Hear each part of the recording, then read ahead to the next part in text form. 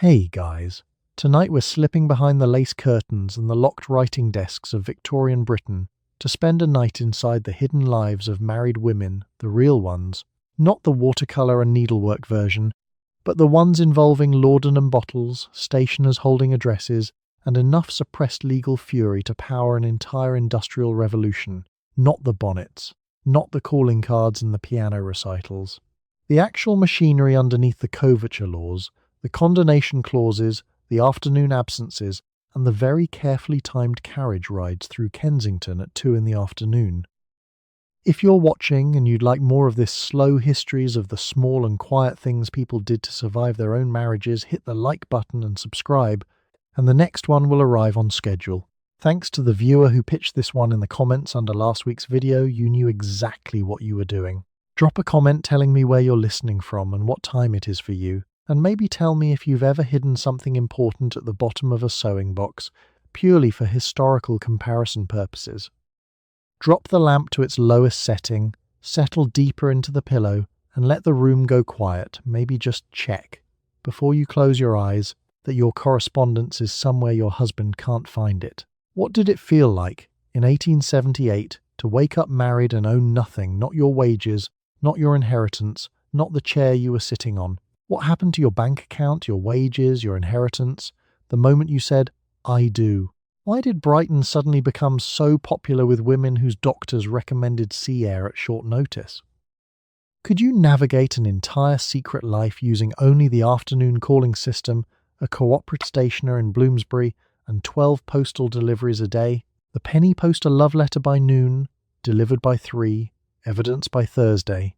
Where exactly do you hide a letter when your husband owns the house, the furniture, the writing desk, and technically you?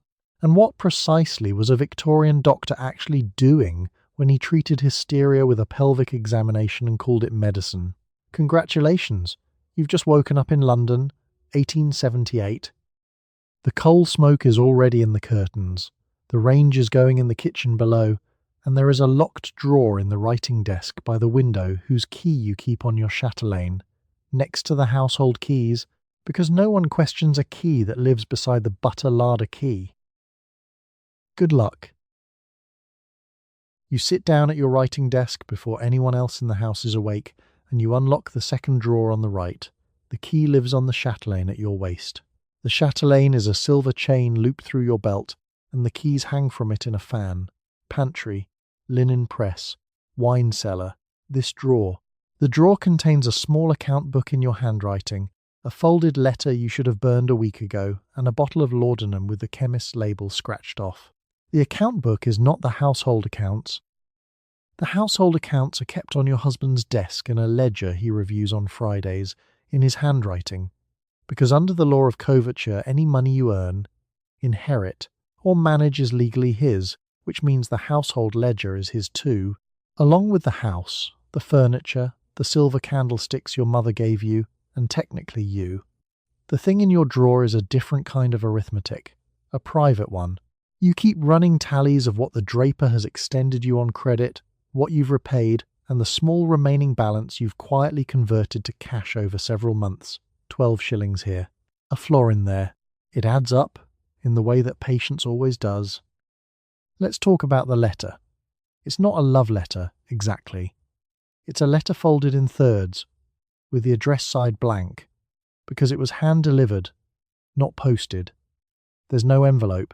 The handwriting across the top, just your first name, no surname, was done quickly, and you can tell from the pressure of the nib that the hand holding the pen was not entirely steady. You've read it enough times to know it without looking. You keep it because burning it feels permanent in a way you're not ready for. You know this is a mistake in the same way you know the laudanum is a mistake. You keep both anyway. The drawer closes, the key turns. The laudanum costs 2 shillings a bottle at the chemist on the high street, which makes it the most affordable solution to several of your problems simultaneously.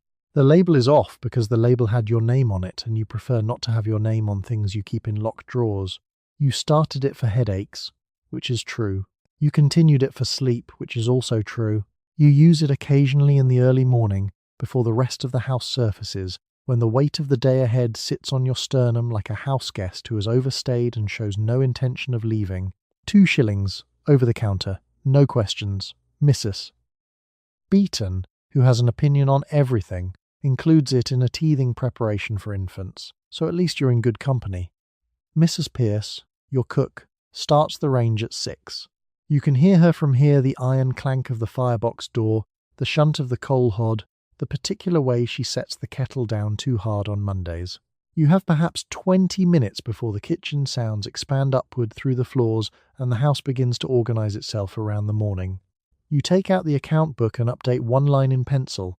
You fold the letter smaller than it needs to be and tuck it back beneath the false bottom you cut into the drawer's interior with a letter knife 2 winters ago. The false bottom is not very convincing, but it doesn't need to be. Nobody looks in this drawer because nobody looks at you looking in this drawer, and those are, in practice, the same thing. The key goes back on the chatelaine. The chatelaine settles against your hip with a small, precise, business-like jangle pantry, linen press, wine cellar, this. You are the keeper of every locked thing in this house. That includes several things your husband doesn't know are locked. You signed the marriage register at the parish church in 1862, and at the moment your signature went down, you ceased, legally, to exist. The doctrine is called coverture. Under coverture, you and your husband are a single legal person, and the legal person is him. The £70 your father left you in his will, the cottage in Hertfordshire your aunt bequeathed you, the wages you would later earn if you were ever permitted to earn them, none of it is yours. You cannot sign a contract. You cannot keep your own income. What this means in practice. The dress on your back belongs to him. The letter in your sewing box belongs to him. If you were to walk out the front door tomorrow with your 6-year-old daughter's hand in yours, the courts would return her to him within the week. You are, in the language of the law, a femme covert, a woman covered. Covered means absorbed, buried. The legal term is almost polite about it. The Married Women's Property Act of 1870 will eventually give you the right to keep your own wages. If you married in 1862, eventually is 8 years away. The 1882 Act, which actually fixes the problem properly, is 20 years away. You don't have 20 years. You have this afternoon, a household to manage, and a husband whose income you depend on for everything from coal to postage stamps. Now, the divorce question. If your husband decides he would like to be free of you, he needs one thing: evidence of adultery. One incident. Witnessed, documented, or confessed. That's it. You, on the other hand, need adultery plus cruelty, or adultery plus desertion, or adultery plus incest, bigamy, rape, or sodomy. The Matrimonial Causes Act of 1857 lists the grounds. You need several. He needs one. A barrister named Mr. Forsyth explained this to a client in Bloomsbury in 1874 without apparent embarrassment. The client apparently went home and had a headache for 3 days. The law does that. A divorced woman in the 1860s walks out the front door with a carpet bag, her best shawl, and the contents of her own purse, £3, 4 shillings, a folded letter from her sister in Bath. Her children stay. The piano stays. The brass coal scuttle she chose in 1864 stays. By Friday she is in a boarding house in Pimlico, writing a careful letter to her sister, who will not, in the end, write back. The room is narrow, brown, and reliably damp by November. The carpet bag sits unopened by the door for a week. You add it up once, in pencil, in the small account book at the back of the drawer. Then you close the drawer and go down to breakfast. A magistrate named Alderson remarked in an 1863 ruling that the law assumed a wife's interests were naturally identical to her husband's, and therefore no separate representation was required. He said this out loud. Everyone wrote it down. There is, however, one small lever. If your husband has himself committed adultery and a significant portion of them had, and then attempts to cite yours, Mr. Forsyth will look up from his papers and observe, mildly, that the petitioner has been in the same condition since 1869. A husband who has continued to share the house and the breakfast table after learning of your indiscretion has, by that continuance, surrendered the right to raise it later. The breakfast table does the legal work. Mrs. Alderton, a woman 2 streets over, kept a small green notebook in which she recorded every occasion. Her husband returned from his club past 11, smelling of a perfume that was not hers. Small, precise, and dated to the minute. She was not writing a diary. She was assembling a document. The notebook lived inside the board binding of a Scott novel that her husband had never once opened. Both of them knew things. Neither of them said them. This is called a marriage in good standing. You cannot sue. You cannot inherit cleanly. You cannot walk into a bank and open an account in your own name. You are, until 1882, essentially a minor in a corset, except minors eventually grow out of it. You receive callers between 2 and 5 in the afternoon, and you also leave the house between 2 and 5 in the afternoon, and the second activity covers the first. Calling is the central daily ritual of your social class. A printed card with the corner turned down means you came in person. A flat card means a servant left it. A maid in livery answers the door and announces the visitor by surname only. The system is so completely choreographed that it can be used to account for almost any absence. The calling card itself is a small document with opinions. The corner convention is not written down anywhere. A card left corner up says you couldn't be bothered. A card left corner down says you stood on the step. A card left at all says you exist in this person's social orbit. The management of card tray and card case is essentially a second administrative position you hold without pay. Now, the book. Your afternoon visit book sits in the parlour and tracks who has called, when, and whether a return call is owed. An entry in the book for a 2:30 call at Mrs. Hartley's in Belgrave Square accounts for you between 2 and 4 without requiring Mrs. Hartley to confirm anything she didn't witness. The maid is sent on an errand. Between 2:30 and 4, Harriet, your housemaid, who has been with you 3 years and notices everything can be dispatched to the linen draper for a length of ribbon you don't particularly need. She'll be gone 40 minutes. Possibly an hour if the queue is long, which it will be, because you've arranged for it to be. The parlour gas drops to a blue minimum. The front door has a latch you know how to work from the inside. Agnes, the cook, is in the basement until 5. Whiteley's department store in Bayswater opened in 1863, and by the 1870s had expanded to include tea rooms, reading rooms, and an entire floor of things a respectable woman might plausibly need. You can be inside Whiteley's for 3 hours. No one will think to ask why. You were shopping. The shopping took time. Mudie's Select Library is the other option, a lending library on New Oxford Street where membership is a mark of respectability, so unimpeachable that your presence there is essentially self-chaperoning. You went to return a volume of George Eliot. You stayed to browse. You had a conversation near the biography section with a gentleman you will not name in the evening, and then you came home, and the maid was already back with the ribbon. This is what the afternoon looks like when it's functioning properly, Mr. Cavendish, who is tall and keeps his hat in his hand and has the particular quality of looking at you as though you've said something interesting when you haven't said anything yet, understands the timetable. He knows that Thursday is Harriet's ribbon day. He does not arrive before 2:30. He does not stay past 3:45. He leaves by the area gate, which opens onto the side street, and he does not wave. The system requires no explanation because explaining it would be the one thing that could actually break it. The afternoon calling ritual is airtight right up until it isn't. The penny post, which has offered same-day London delivery since 1840, means a letter sent at breakfast can arrive by noon and be answered by tea. This is convenient in the way that a lit candle in a paper room is convenient. Correspondence, once written, does not stay written in only one place. It has a tendency to appear inside sewing boxes, tucked into the boards of borrowed novels, folded into the lining of a travelling coat where it waits quietly for someone to look. You spend the better part of 40 minutes getting dressed in the morning, and you cannot do it alone. A maid pulls the laces of your stays while you hold on to the bedpost. The corset reduces your waist to 20 inches, sometimes 19 if there is dancing later. The total weight of your outer dress, with the bustle frame and the layered petticoats, runs to about 18 pounds. The practical result is that you cannot fully fill your lungs, you cannot bend at the waist, and you cannot, under any imaginable circumstance, undress in a hurry.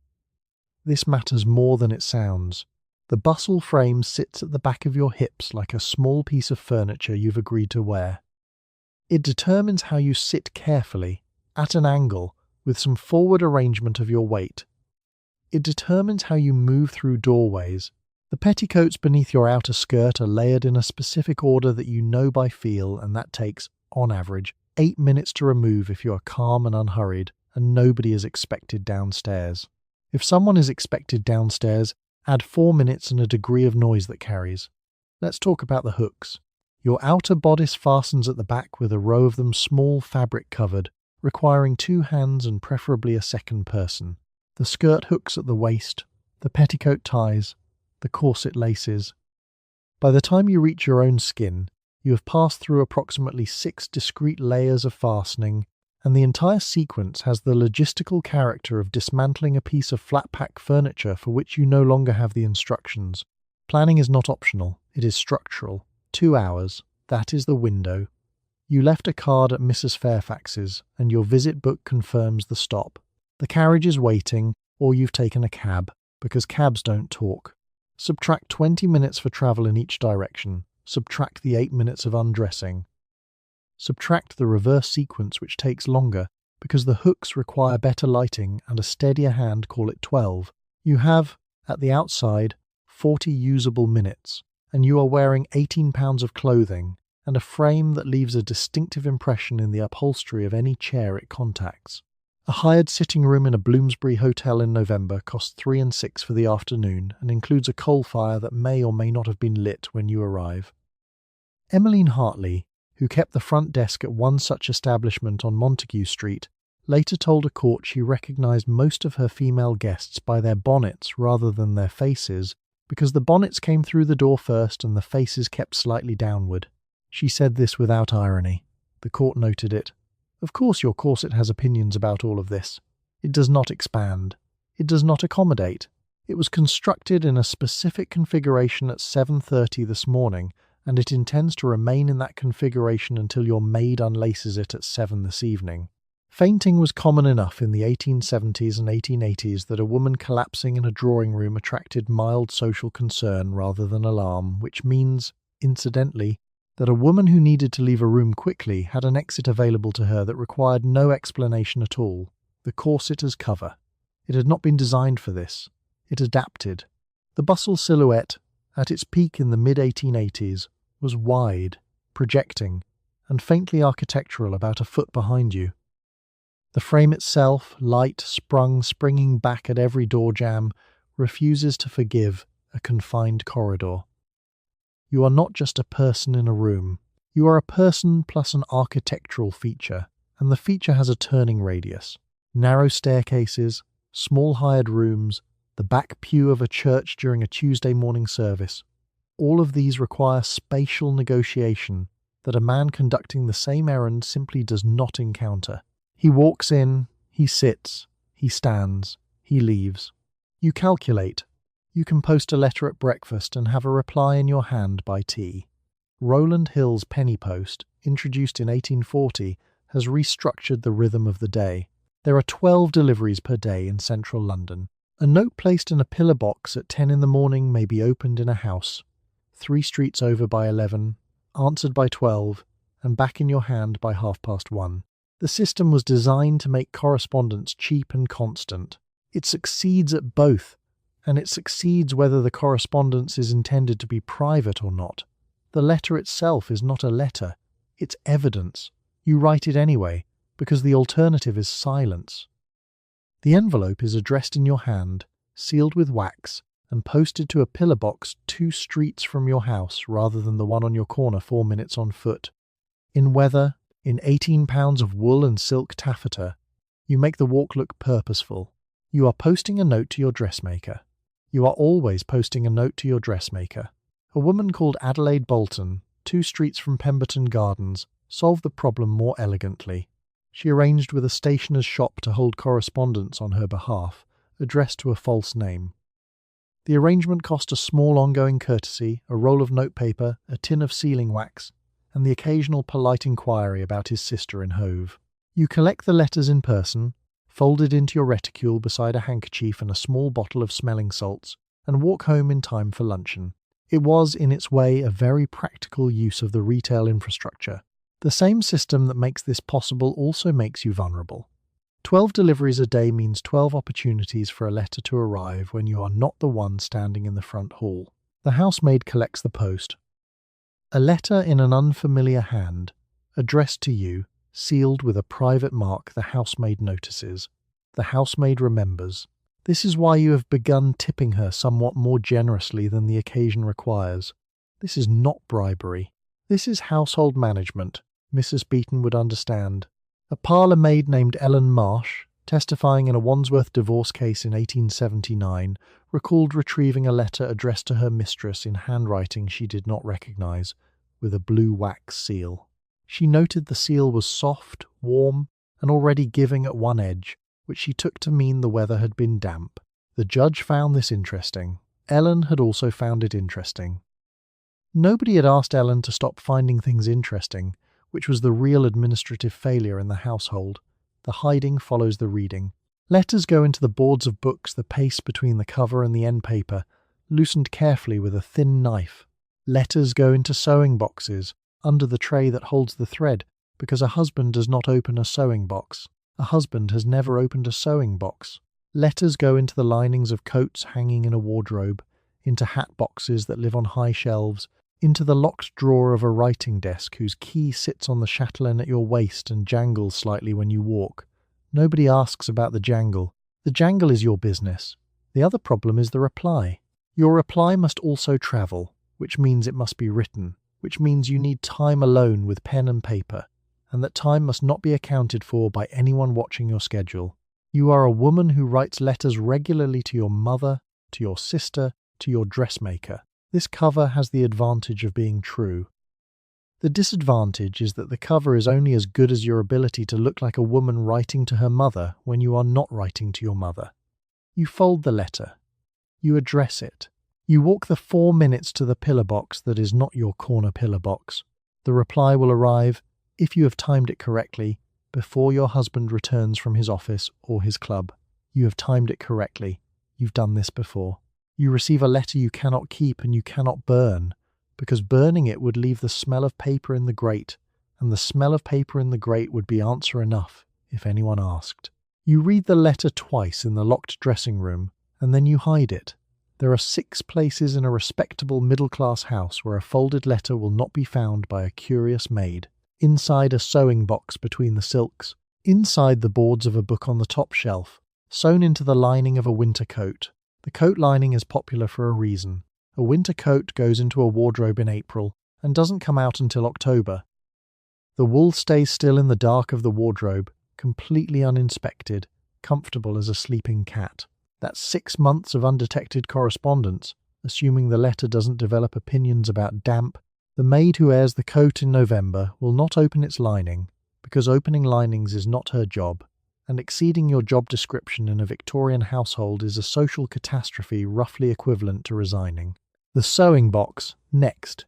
Not just a sewing box, a mahogany case with a fitted interior, compartments for thread and thimbles and silk wound on cards, a small interior tray that lifts out, and a second compartment beneath that tray where the silk scraps live.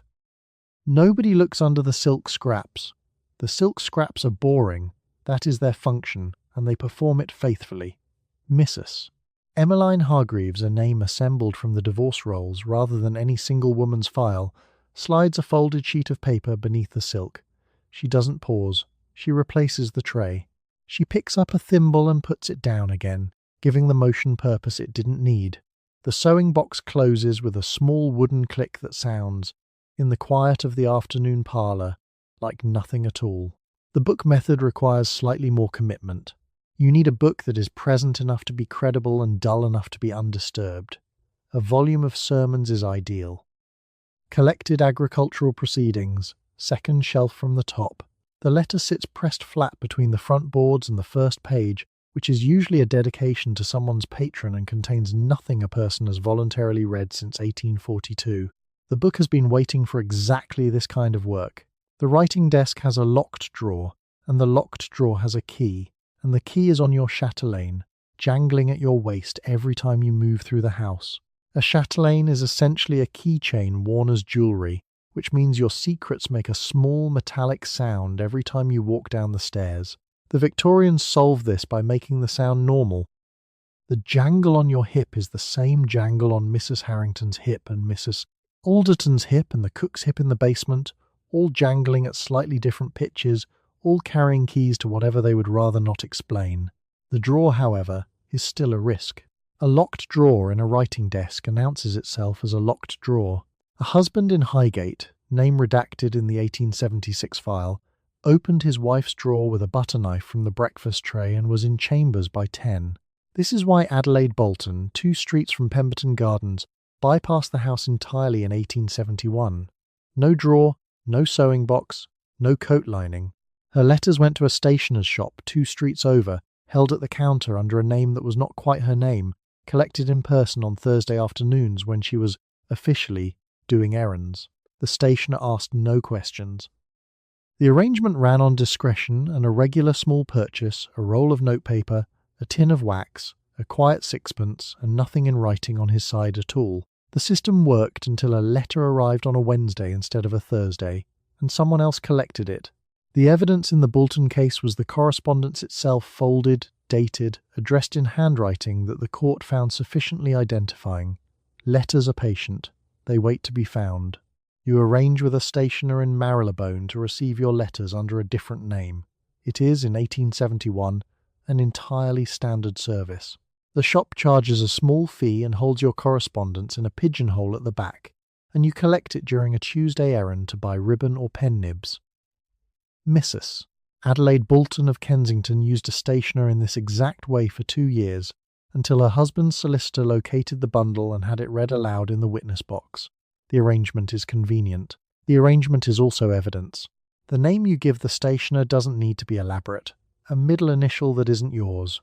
Your mother's maiden name. Something unremarkable enough that the man behind the counter doesn't look up when he writes it. He has seen this before. He is seeing it right now, with at least 3 other customers whose Tuesday errands also involve ribbon, and also do not involve ribbon. The pigeonhole system is, in its way, the original private inbox except your provider is a 60-year-old man in a canvas apron who knows exactly what you're doing, and will say so clearly, if a solicitor pays him enough. Then there's the penny post. Rowland Hill reformed it in 1840 and created something nobody fully anticipated. Same-day delivery across London for 1 penny with no questions asked. You post a letter at breakfast from a pillar box 2 streets from your house. It arrives by the afternoon collection. The reply is in your hand by tea. The whole conversation takes place inside a single Tuesday. The penny post doesn't know it's an alibi infrastructure. It is simply efficient. Efficiency cuts both ways. Every letter you receive is a physical object. It has weight. It has a smell, ink, and sealing wax, faintly sweet where the paper absorbed the sender's desk. It folds into a size that fits a coat pocket or a prayer book or a stationer's pigeonhole, and it does not dissolve. This is the fundamental problem with correspondence as a medium for secrecy. A husband's solicitor in the 1870s understands this perfectly. Mrs. Bolton collected for 2 years before collection became impossible. The bundle, when produced in the witness box, contained 31 letters. 31. Each one written under the reasonable assumption that the arrangement was sound. A stationer in Marylebone named Mr. Higgs, compact, tidy, professionally incurious, keeps a small gas flame burning near the counter even in summer, hands you your correspondence with no expression, and straightens the pen nibs display while you tuck the envelope into your basket. Mr. Higgs is not your ally. Mr. Higgs is a business owner whose interests align with whoever is currently paying him the most attention. He testifies, without apparent discomfort. Mr. Higgs's pigeonhole is at chest height, 2nd row from the bottom, behind the counter. The letters sit in it for 3 or 4 days at a time before you collect them, accumulating postmarks the way a chimney accumulates soot. The pigeonhole itself is narrow, dusty, and entirely indifferent to its contents. A solicitor pulls the bundle out on a Friday afternoon and lays the envelopes on his desk in chronological order. He doesn't read every word, he reads the postmarks. A year of Tuesday afternoons, stamped twice, dated, sorted. The bundle is itself the timetable. Mr. Higgs has straightened his pen nibs display and gone to make tea. You choose the stationer in Marylebone because it's 2 stops past your usual dressmaker, because you have a legitimate reason to be in that neighbourhood, because the shop is unremarkable and the street is busy, and no one who knows your husband is likely to be standing outside it at 2:30 on a Tuesday. These are sensible calculations. They are also, in retrospect, the kind of sensible calculations that look, when itemised in a courtroom, exactly like premeditation. The law has a word for careful planning. It is not a flattering word. It is a different word from what you used when you were doing it, which was something closer to surviving. You have a lodger. He pays 12 shillings a week for the upstairs back room, and the income is the difference between solvent and not. He eats with the family on Sundays. He shares the hallway, the staircase, the parlour in the evenings if the gas is on. The 1,861 London census shows roughly 1 household in 4 keeps a lodger. Your husband leaves for the bank at 7:30 in the morning and returns at 6. For the 10 hours in between, the lodger is in the house, and so are you, and so is everyone's afternoon. Proximity is the operative word. Victorian housing in the middle-class terraces of Islington, Brixton and Hackney is not large. You have perhaps 8 rooms across 4 floors. The lodger's room sits directly above yours, separated by a floor of floorboards that announce every footstep with the enthusiasm of a town crier. There is 1 shared privy in the backyard. There is 1 staircase. You pass each other on it daily, sometimes twice, because the house is arranged so that avoiding someone requires effort that is itself conspicuous. Divorce records from the 1860s through the 1880s name the lodger as the wife's sexual partner with a frequency that suggests the arrangement was less a scandal and more an architectural inevitability. The clerk in the upstairs back room hears the front door close at 7:30. He waits 8 minutes. Then he comes down the stairs in stockinged feet, avoiding the 3rd board from the top, and finds you in the kitchen pouring his tea. Mr. Thomas Aldwick, lodger, clerk at a shipping office in Fenchurch Street, 29 years old, quiet, exact, and awake at 6 without fail, handles this with the composure of a man who is very careful about which floorboards he steps on. He comes down for his morning tea at 8, 20 minutes after your husband has left. He nods. You nod. The cook is in the kitchen. The situation is completely ordinary. The legal situation is not neutral. The 12 shillings Mr. Aldwick pays you each Monday morning, crosses your kitchen table, and becomes your husband's the moment your hand closes around the coin. You count it. You stack it in 3 columns of 4. You walk it upstairs and put it in the brown earthenware jar on the mantelpiece, where your husband will collect it on Friday without comment. The coins are warm from your apron pocket. The jar is cold from the unheated upstairs. The divorce law adds its own architecture. Your husband can divorce you for adultery alone. 1 incident, 1 witness, 1 confirmed absence sufficient. You, should you ever want to divorce him, need adultery plus cruelty, or desertion, or incest, or bigamy. He could be conducting something energetic with his secretary in Holborn every Tuesday, and without a supplementary crime attached, you have no case. And yet the lodger situation has a legal peculiarity that occasionally operates in a wife's favour. The doctrine of condonation holds that a husband who continues to live with his wife after learning of her adultery, or who forgives it, even implicitly, by resuming normal domestic relations legally forfeits the right to use that adultery in divorce proceedings. If your husband knows or suspects and says nothing, and continues to sit at the same table on Sundays, and continues to accept the 12 shillings on the 1st of each month, he has, in the eyes of the court, condoned it. The servant, Mrs. Pritchard, a woman of 53 who has seen a great deal and comments on none of it, moves through the house on a schedule you have both internalized without discussion. She is in the kitchen until 10. She is marketing between 10 and noon. She returns, prepares luncheon, and is given the early afternoon for her own purposes until 4. Mrs. Pritchard, for her part, sets the table for 1 without being asked. She has been setting it for 1 since February. She finds the single-place setting tidier. You go shopping at Whiteley's in Bayswater and you are gone for 4 hours. This is not unusual. William Whiteley opened his first small shop in 1863, and by the 1870s the building occupies most of Westbourne Grove and contains a tea room, a reading room, a refreshment counter, a hairdresser, a stationer, a haberdashery, and a department for almost anything else. A woman of your class can spend the entire afternoon inside Whiteley's without buying anything, without being asked to leave, and, importantly, without anyone outside the building being able to say where she is.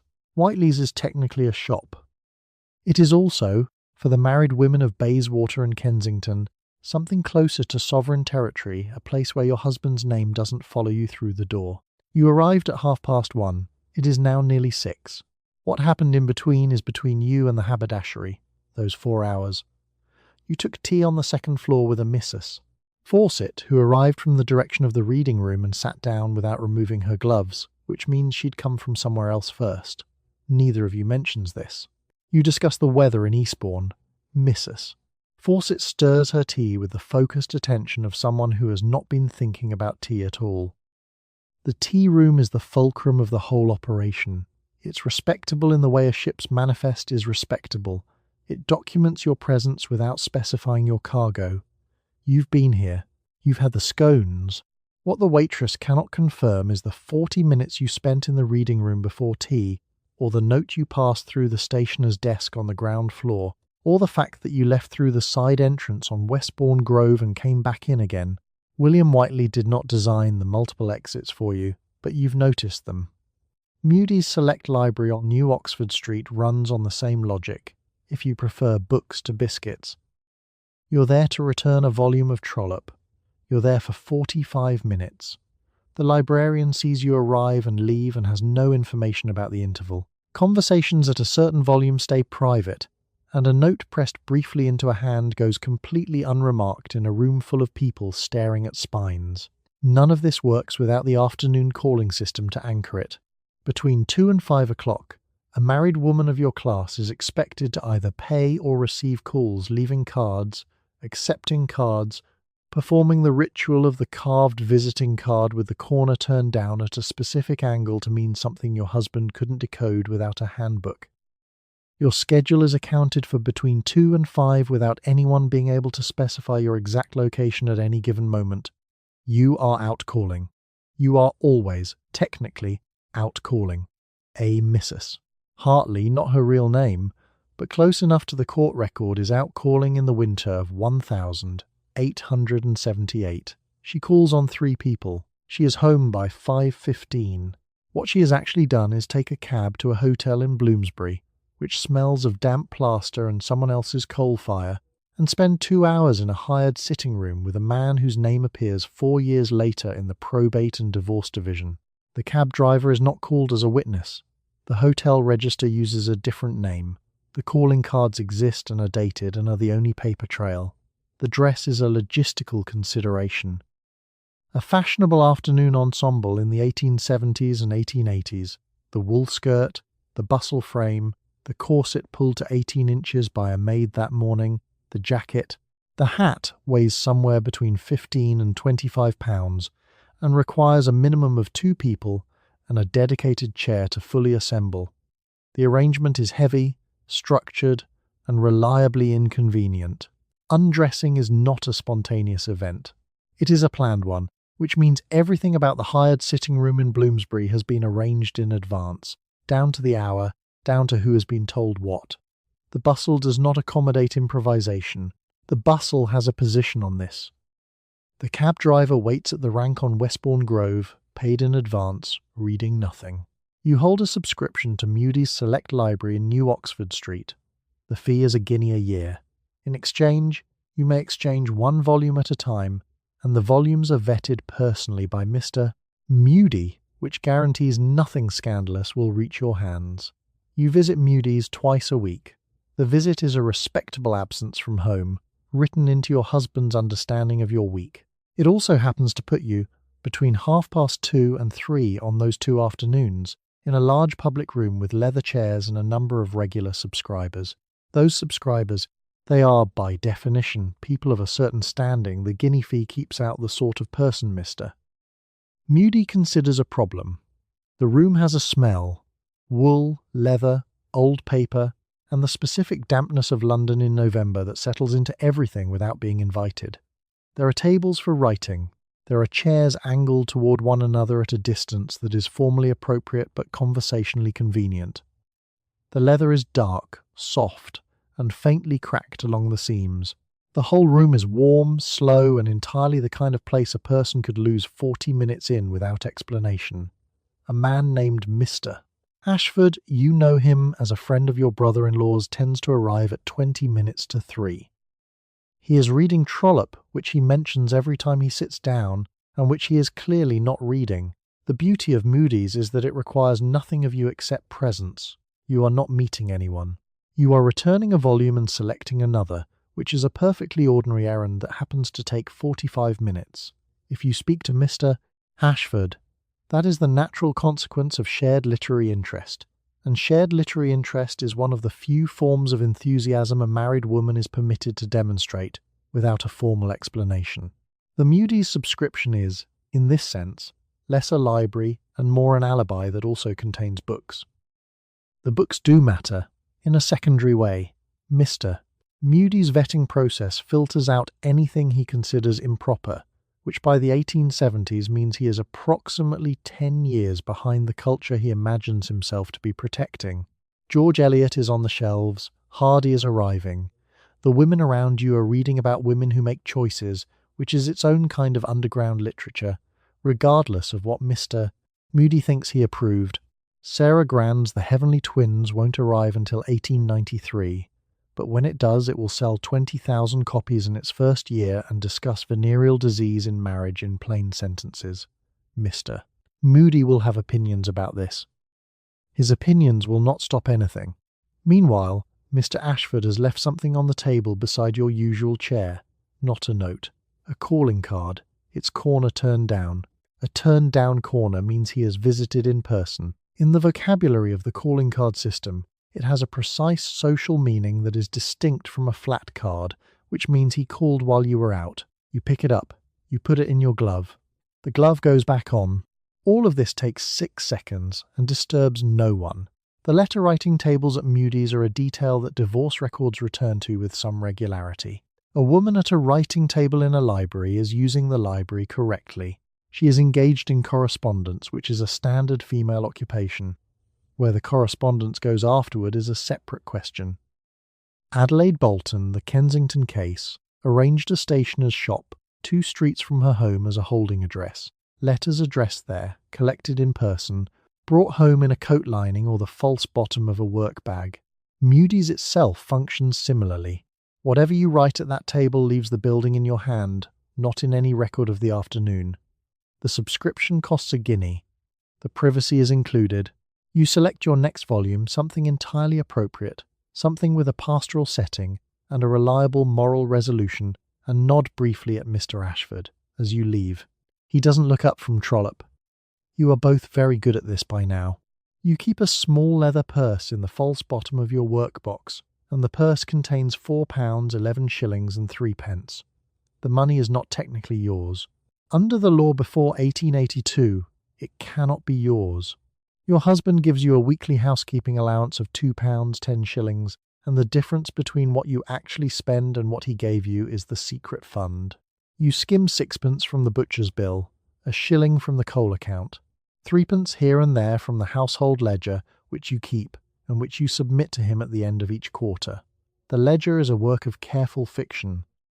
Not dishonest, exactly more like a budget that has been lightly edited for an audience.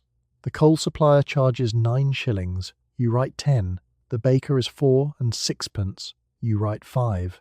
The difference is small enough that no one examines it and large enough that, over 6 months, you have something that functions as a private bank account. The private bank account lives inside a velvet-lined box next to your darning needle and a spool of green thread. The receipts are written in pencil. The workbox itself. It sits on the table in the upstairs parlour. It is made of rosewood with brass fittings. It belongs to you in the way furniture belongs to you, meaning your husband bought it. It lives in your house, and you use it every day, and none of that constitutes ownership in any legal sense. The false bottom was likely installed by the previous owner of the box, or possibly by a cabinet maker you visited once separately and paid cash. The box does not ask questions. It has excellent manners. On the second Tuesday of every month, a woman who managed a Bayswater household on a moderate income watched her husband leave for Bristol without variation, and within the hour she would walk upstairs to the guest bedroom and check the lining of a winter coat. Her name was Emmeline Farrow. The coat hasn't been worn in 3 years. It is too small. No one touches it.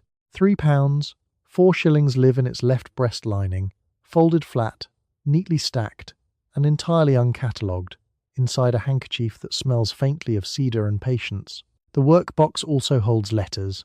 Not all of them, the more serious ones, go elsewhere, inside the boards of a novel on the lower shelf, or behind the false back panel of the writing desk, the key to which is on your chatelaine, which jangles slightly when you walk and which your husband has never thought to borrow.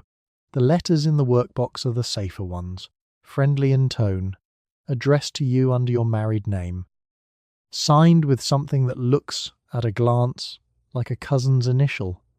You have rehearsed the cousin. She lives in Hertfordshire. She has opinions about the weather there.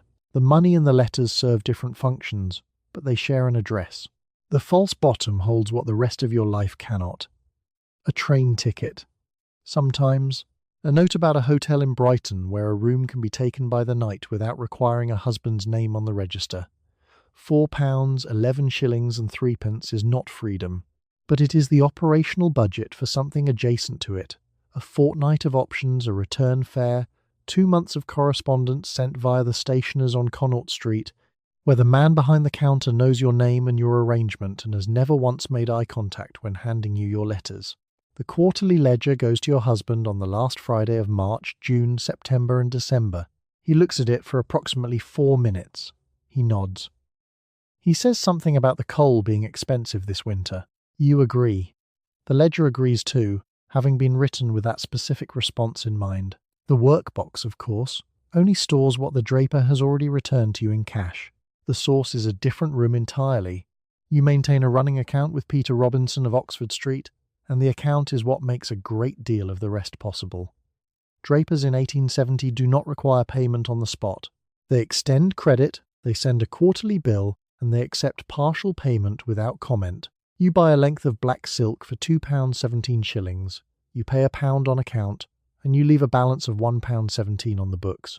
The next week you return half the silk, ask the draper for the cash difference, and walk back out into Oxford Street with 30 unaccounted shillings in your reticule. The 30 shillings did not come out of the workbox. It came over the counter, the way a wage comes over a counter.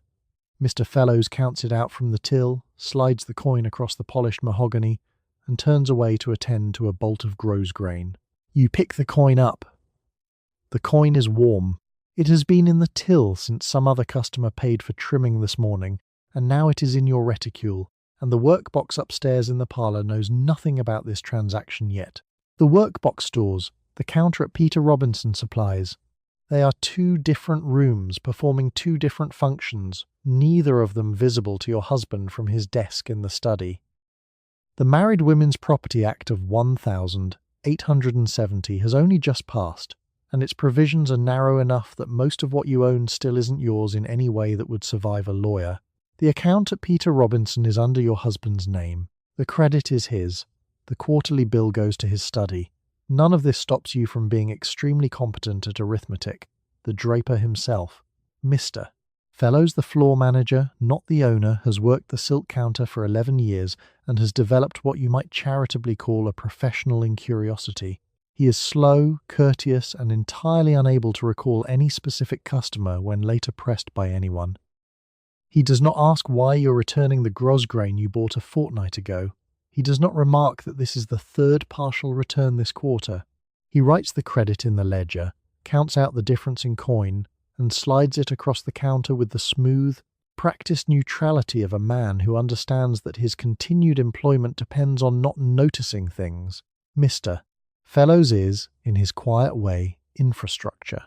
The beauty of the draper's account is that it leaves a record that looks completely correct. The quarterly bill matches the household's expectations for fabric and trimming. You are a wife who manages a well-dressed home. Naturally, you spend money at Peter Robinson. Naturally, the figures fluctuate.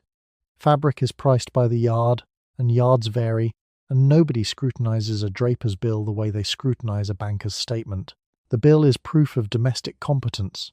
It is also, if you need it to be, a small and self-replenishing cash supply, with receipts written in pencil and a merchant who is, in effect, your laundering partner. You are not the only one who has worked this out. The arrangement is old enough to have its own quiet etiquette. You don't return the fabric the same week you bought it that looks careless. You wait 10 days, perhaps 2 weeks, long enough for the purchase to have settled in the ledger's memory. You return something slightly dull, bombazine, a worsted trimming, not the silk you actually wanted and kept. The transaction has the texture of routine because it is routine, just not the routine your husband imagines. The cash goes various places. Some of it goes to the stationer's shop holding address the quarterly box fee, 2 shillings 6pence, paid in person and in coin, so there is no paper trail connecting it to anything. Some of it covers a cab fare that doesn't appear on any household account because you hailed it yourself from the corner and paid the driver directly. Some of it simply sits at the bottom of the false-bottomed workbox in accumulated shillings. The system has a single point of failure. If your husband reviews the bill in detail, actually reads it line by line against the contents of your wardrobe, the partial returns show up as absences. The grosgrain that appeared in March and vanished by April left no garment behind it. This is unlikely. Men who review drapers' bills in that level of detail are men with too much time and the wrong kind of suspicion. And if your husband were that man, you'd have known it before the silk counter ever became relevant. The bombazine, returned and credited, has gone back to its bolt without comment. You wear a chatelaine at your waist from the moment you dress in the morning to the moment a maid undoes the hooks of your bodice at night. The chatelaine carries the keys: pantry, linen press, spice cupboard, wine cellar, the second drawer of your writing desk. Each key represents a small kingdom that has been delegated to you by the household's actual sovereign. You are not the owner of these rooms. You are the keeper of their access. The difference is the difference between being trusted with the household and owning it, and the difference matters. The second drawer key is the one you think about. It's brass, smaller than the others, and it sits between the spice cupboard and the wine cellar on the ring, which is an arrangement you chose deliberately. 3 keys together make a different sound than 2. You know this the way you know which floorboard announces itself at the top of the stairs, not because you studied it, but because you've been listening for a very long time. What's in that drawer? There's household correspondence, a folded receipt or 2, a stick of sealing wax, and beneath a stack of blank writing paper that nobody would bother lifting whatever you have decided to keep private. The letters, if there are letters. The small leather notebook, if there is one. The 3 half-sovereigns from the draper's account, folded into a handkerchief that has been ironed flat. The drawer looks like a drawer. It's doing a great deal of additional work. Your husband has a study. He has a desk with its own keys. He has an entire room the household navigates around. You have the second drawer of the writing desk in the parlour, which is also where Tuesday callers leave their cards and where the children do their lessons on wet afternoons. Privacy, for you, is architectural improvisation. You fit it into the gaps the house didn't think to close. Mrs. Harrington, 3 doors down, the one who always tips her head slightly to the left when she's deciding something, keeps hers in the lining of her winter coat. The coat hangs in the hall wardrobe from October to April, untouched by anyone who doesn't have her height. She chose it the same way you chose the second drawer, not because it's impenetrable, but because nobody has a reason to look unless they're already looking.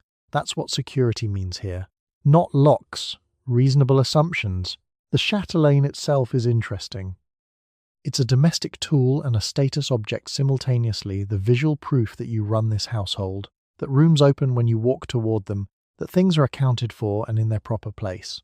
A well-kept chatelaine says, she is competent, organised, exactly where she is supposed to be. She is trusted. It jangles slightly when you move, which is either reassuring or conspicuous depending entirely on what you're about to do. The same key that locks the second drawer also unlocks it.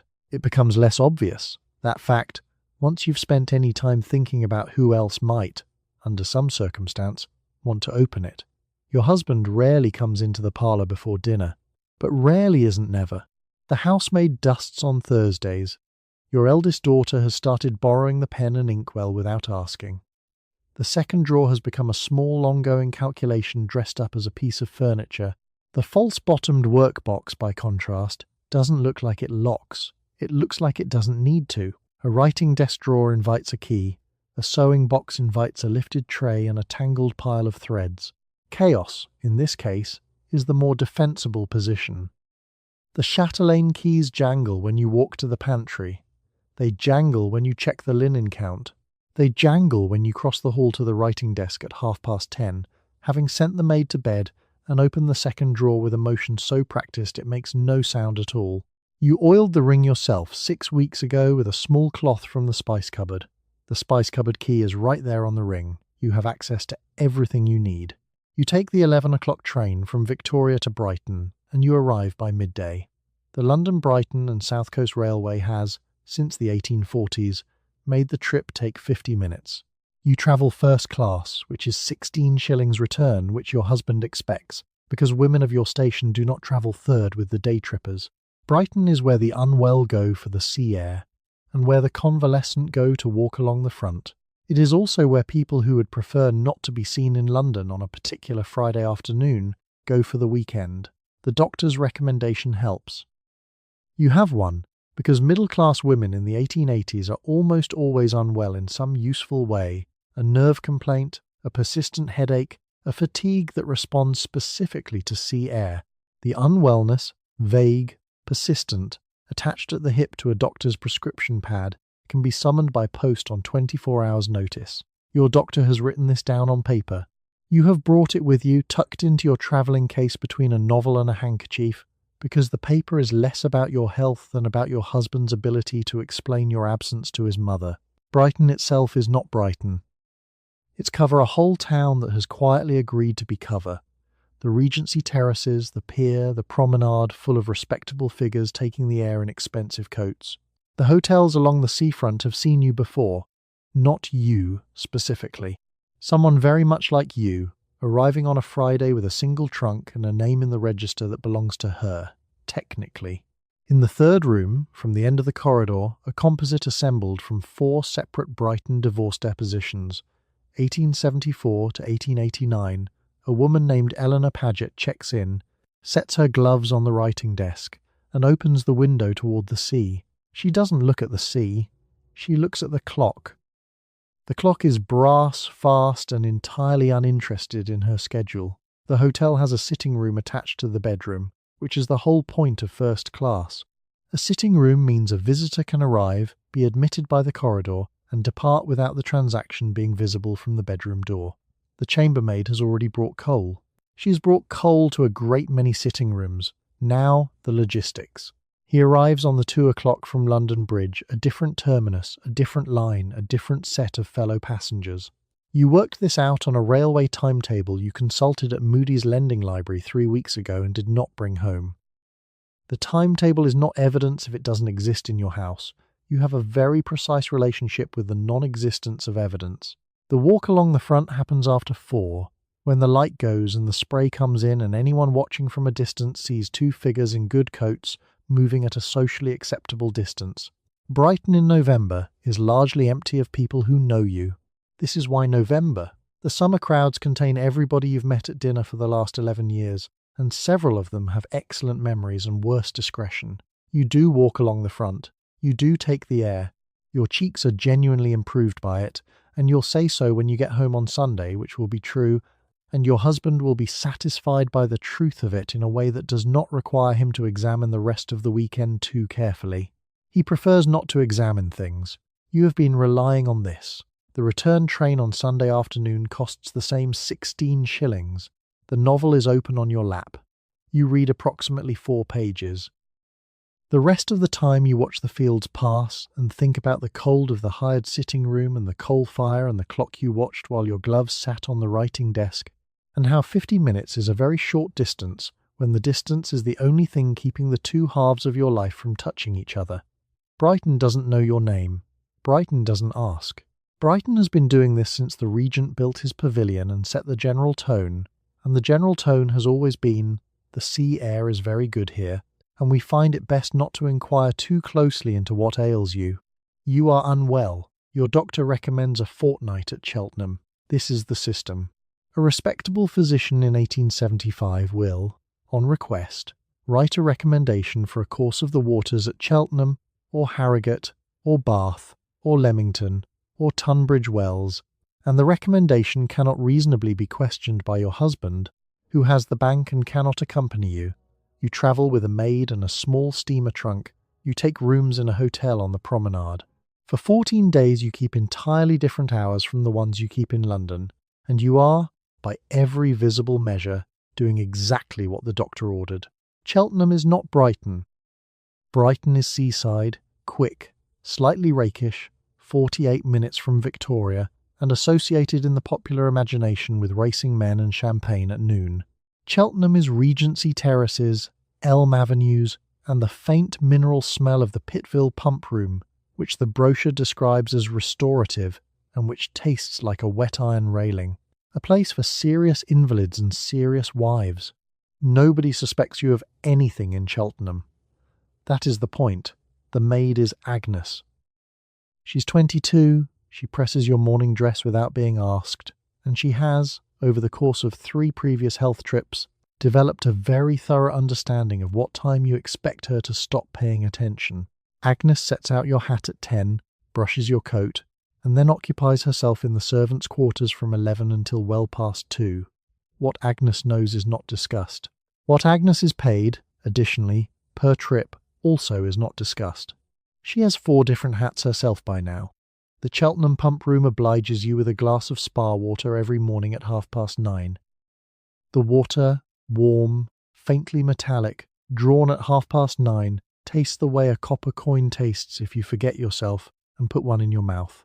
It obliges you with approximately 20 minutes of visible wellness before you feel exactly as you did before. A retired colonel named Pemberton says the waters did wonders for his gout, which has not improved at all since 1869. At the second urn, a slight, grey-haired woman with the bearing of a parish committee missus, Greaves in from Hampstead for the 3rd time this year, is telling another invalid the waters have been kind to her sciatica. The sciatica has not been kind back. Everyone holds their glass exactly the same way. By 11 o'clock you have fulfilled all visible obligations to the waters, and the rest of the day arranges itself. The promenade has a confectioner, a circulating library stocked better than Mudie's secondary branches, a milliner who extends credit without asking questions, and a series of public gardens where 2 people walking in the same direction is simply 2 people who happen to be walking. The gardens have benches screened on 3 sides by dense planting that the Cheltenham Horticultural Society planted for purely aesthetic reasons, and which serve an additional purpose that the Society does not mention in its annual report. The letter situation is cleaner here than in London. The hotel desk receives your post, the desk clerk hands it to Agnes, and Agnes hands it to you with your morning chocolate. The letter smells of ink and something slightly resinous, like cedar or good paper. You read it, you fold it small, it goes into the inner pocket of your travelling dressing case, which has a small brass lock. The key lives on the same chatelaine as your room key, your watch, and your thimble case. 1 key among 5. A locked drawer inside a locked room inside a hotel where you have signed in as Missus, of London, travelling for her health. The fortnight is long enough to matter and short enough to explain. You return to London with a slightly improved complexion, which the Cheltenham air genuinely provides, and a doctor's note confirming that the waters agreed with you. Your husband, who has spent 2 weeks running the household in your absence and finding it considerably more complicated than he previously acknowledged, is glad you're back. He does not ask many questions about Cheltenham. Men who ask many questions about Cheltenham are men who would also have to answer many questions about their own clubs, their own evenings, their own particular friends in the city. The doctrine of condonation, in practice, works in both directions. Neither of you says so. Both of you know. You walk to the chemist on the corner of Wigmore Street and you buy a 4-ounce bottle of laudanum. The cost is 2 shillings. The bottle is wrapped in brown paper without comment. Laudanum is tincture of opium dissolved in alcohol, sold without prescription, sold to anyone over the age of consent, sold widely enough that the chemist does not bother to write your name in any book. You use it for the headaches, for the cramps, for the difficulty sleeping after a particular kind of evening. Sometimes you use it for nothing in particular, because the day has been the day. The day contains, in order, the morning, which is coal smoke and the sound of the range, and the cook asking about dinner at 8 when you have not yet decided whether you want to be alive for dinner. The afternoon, which is calls and cards and conversation conducted at a pitch of cheerful emptiness that requires considerable effort to sustain. The evening, which is the parlour, and the husband reading, and the gas turned low, and the particular silence that has settled between two people who have run out of the things they are permitted to say to each other. The headache is real. The headache is also convenient. These are not mutually exclusive. Missus. Missus. Beeton's Book of Household Management, published in 1861 and shelved in most middle-class parlours beside the Bible and the complete works of someone improving, contains a recipe for infant teething preparation that includes laudanum as a listed ingredient. The book is very confident about this. The book does not anticipate a question. Mrs. Alderton on your street uses laudanum for her nerves, and her nerves are widely understood to be her husband. She visits on Tuesdays at 3, accepts her tea, and sets her cup down with the careful deliberateness of a woman managing a dosage. She brought a small embroidered case to your last gathering and opened it to show you her needlework. She had lined it with oilcloth. The bottle sat inside, tucked between two spools of thread, smelling faintly of anise and something sharper. She closed the case before you could look too long. A woman who takes laudanum for pain is self-medicating in a way that is tolerated.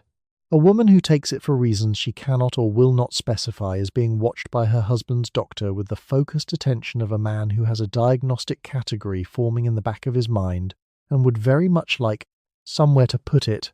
The diagnostic category is hysteria. Hysteria covers weeping and fainting and refusal and desire, and the general condition of having a body with opinions that the household has not formally authorized. The treatment in some consulting rooms in London in the 1860s and 1870s is pelvic massage administered by the physician to produce what the medical literature calls hysterical paroxysm. Dr. Mortimer at the end of Harley Street performs this in a room with a padded table and a clock on the wall, and he bills by the quarter hour. You are not going to Dr. Mortimer.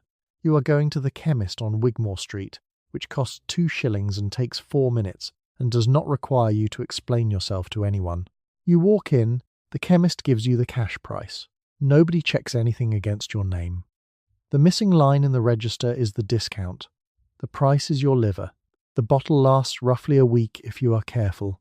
You are careful. You measure it by the small glass kept high in the back of the cabinet behind the tooth powder, in the shadowed corner. The maid never reorganizes because she cannot see things at that eye level. A small glass in the evening. Sometimes half a glass at 2 in the afternoon when the calling hours are over and the house goes quiet. The laudanum takes about 20 minutes to soften the edges of things. It adjusts the distance between you and them, the way a change in weather adjusts the distance between you and the hills on the horizon. The hills are still there. They are simply less insistent about it.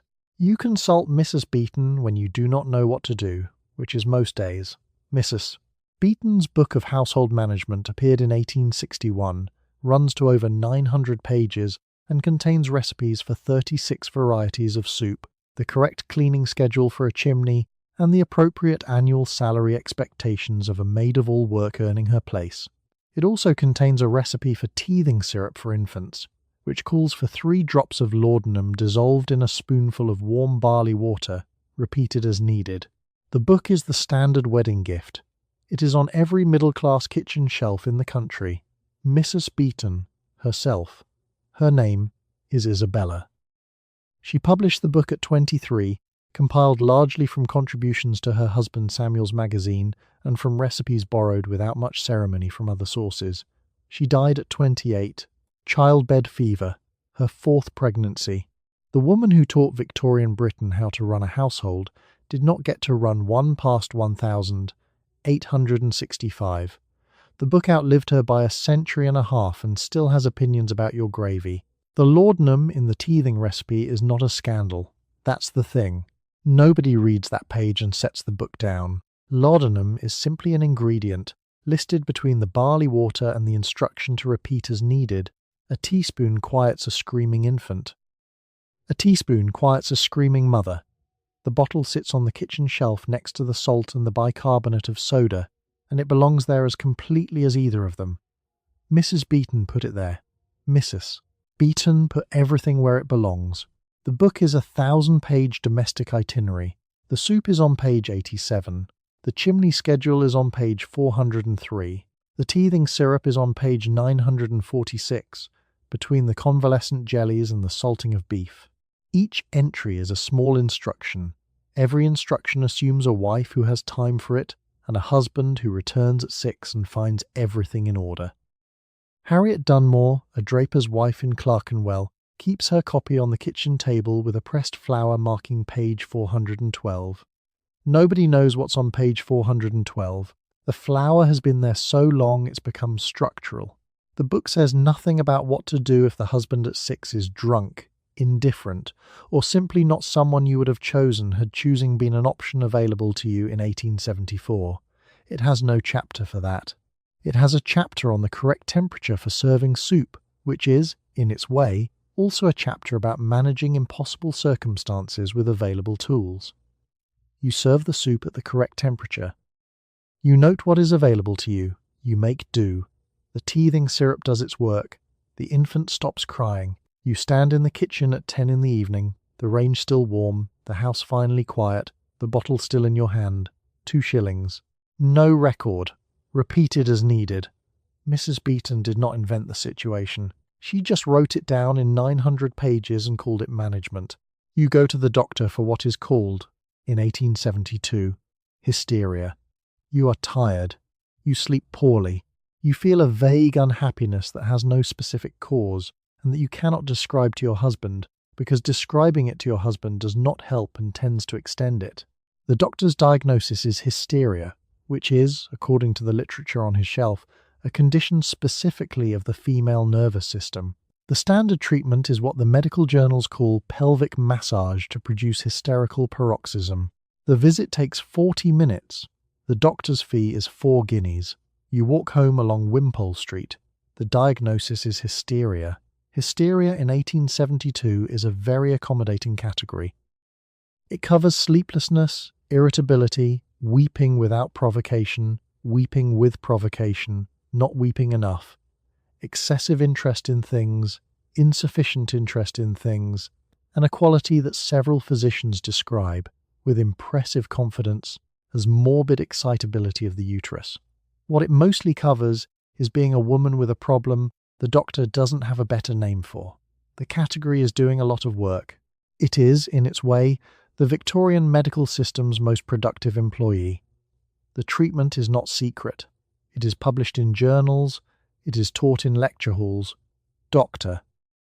Isaac Baker Brown performs the more surgical version of it, specifically at his London clinic throughout the 1860s, until the Obstetrical Society of London expels him in 1867, not for the thing itself, but for doing it without permission and publishing about it too enthusiastically. The society has opinions about enthusiasm. The massage treatment continues in consulting rooms across Britain without similar incident, because it is considered, by the men writing the medical literature, to be a professional service clinically indicated, without implications. The literature is very calm about this. Your consulting room is on Wimpole Street because that is where the doctors are. The room smells of carbolic and beeswax. There is a clock. There is a screen. There is a leather examination table, solid, padded, and institutionally confident that has never once been asked to account for itself. Dr. Fielding. Let's say Dr. Fielding. Since every Wimpole Street physician in 1872 is essentially doctor, Fielding washes his hands in a china basin, dries them on a white cloth with the focused efficiency of a man who has done this between appointments since 9:30, and speaks to you about the importance of rest and reduced nervous stimulation. The basin water is warm. The towel is white. The paroxysm is described in the clinical literature as the resolution of symptoms. You experience it, you get dressed, you pay. The 4 guineas come from the household account your husband manages, recorded as medical, MISC. The receipt goes in a small leather wallet. You walk home. The same era that diagnoses your tiredness as a uterine condition, that charges you 4 guineas to treat it, that recommends reduced nervous stimulation as the preventive measure, expelled Dr. Baker Brown in 1867 for taking the treatment one step further without consent. Not for the treatment, for the consent. Dr. Fielding washes his hands again at the basin. The towel, clean, white, warm from the rail, gets folded back across the basin without ceremony. The clock on the wall ticks. The next patient, a banker's wife 2 streets over, with similar tiredness, is sitting in the corridor reading a copy of the Cornhill magazine and waiting her turn. Meanwhile, the laudanum bottle on your kitchen shelf costs 2 shillings. It requires no appointment. It requires no Wimpole Street. It asks nothing and takes 40 minutes of nothing at all. You already know this arithmetic. The bottle has been making the same quiet argument since Tuesday. Sarah, a woman 3 streets over who you know from Mudie's, takes the waters at Cheltenham twice a year for her nerves. She comes back looking rested in a way that has nothing to do with the water at Cheltenham. You have never asked her about Cheltenham. She has never explained it. You are both fluent in the grammar of not explaining things. You attend the 11 o'clock service at Street, Albans Holborn, which is High Church, which means vestments and incense, and, available afterward by appointment, the rite of auricular confession in a curtained recess at the back of the nave. Confession is not part of mainstream Anglican practice. It was reintroduced by the Anglo-Catholic movement in the 1840s and 1850s, and Parliament held debates about it in the 1860s, and the debates were always about the same thing. A male priest, alone, behind a curtain, with a married woman of the parish, asking her detailed questions about her conduct. The curtain is heavy damask, thick, dark, and faintly oily where the hands of decades have brushed it. It smells of incense and old wood and the breath of everyone who has knelt here before you. The priest sits on the other side of a grill, close enough that you can hear him shift in his chair. He has a prepared set of questions. They move through the commandments methodically, and when they reach the 7th, they do not move quickly past it. He asks what you have thought. He asks what you have done. He asks about your husband, and your feelings toward your husband, and whether there is anyone else about whom you have feelings. Parliament's concern, stated plainly in the 1860s debates, was exactly this. A priest now had access to the interior life of a married woman that her husband legally did not. Her husband owned her property, her wages, her legal identity. He did not own her confession. The priest did, in a sense. And the priest was not her husband. Father Chadwick, young, Cambridge-educated, with a way of pausing before he speaks that suggests deep thought and may simply be theatrical, sits very still while you talk. He assigns a penance, 3 Hail Marys, a week's abstinence from novels. You wonder if the novels are specifically the problem or if that's a standard assignment, and you decide not to ask. On the 4th Friday of every month in 1865, a woman from Camberwell, slight, plain and outwardly devout, knelt behind the curtain at Street. Albans told Father Edwards what she had thought and what she had done, received a penance of 2 decades of the Rosary, and walked out into Brook Street without anyone in her household knowing where she had been for 40 minutes. Her name was Greaves. Her husband, a partner in a coal-importing firm in the city, had opinions about Anglo-Catholic practice that he expressed at length over the marmalade. He did not know that Mrs. Greaves kneeled. He did not know who Father Edwards was. The damask was thick. The grill was small. The 40 minutes belonged to Mrs. Greaves the way none of the other minutes in her week did. Mrs. Hartley, who sits 3 pews ahead of you every Sunday and whose husband is in trade, attends confession on the last Friday of every month. She takes a cab there and a cab back.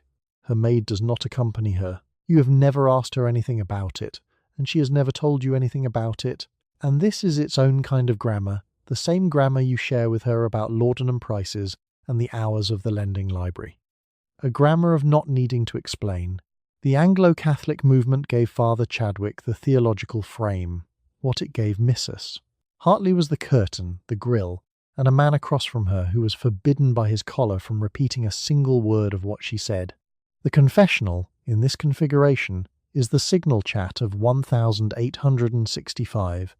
The newspapers wrote about predatory confessors extracting dangerous intimacies from impressionable women.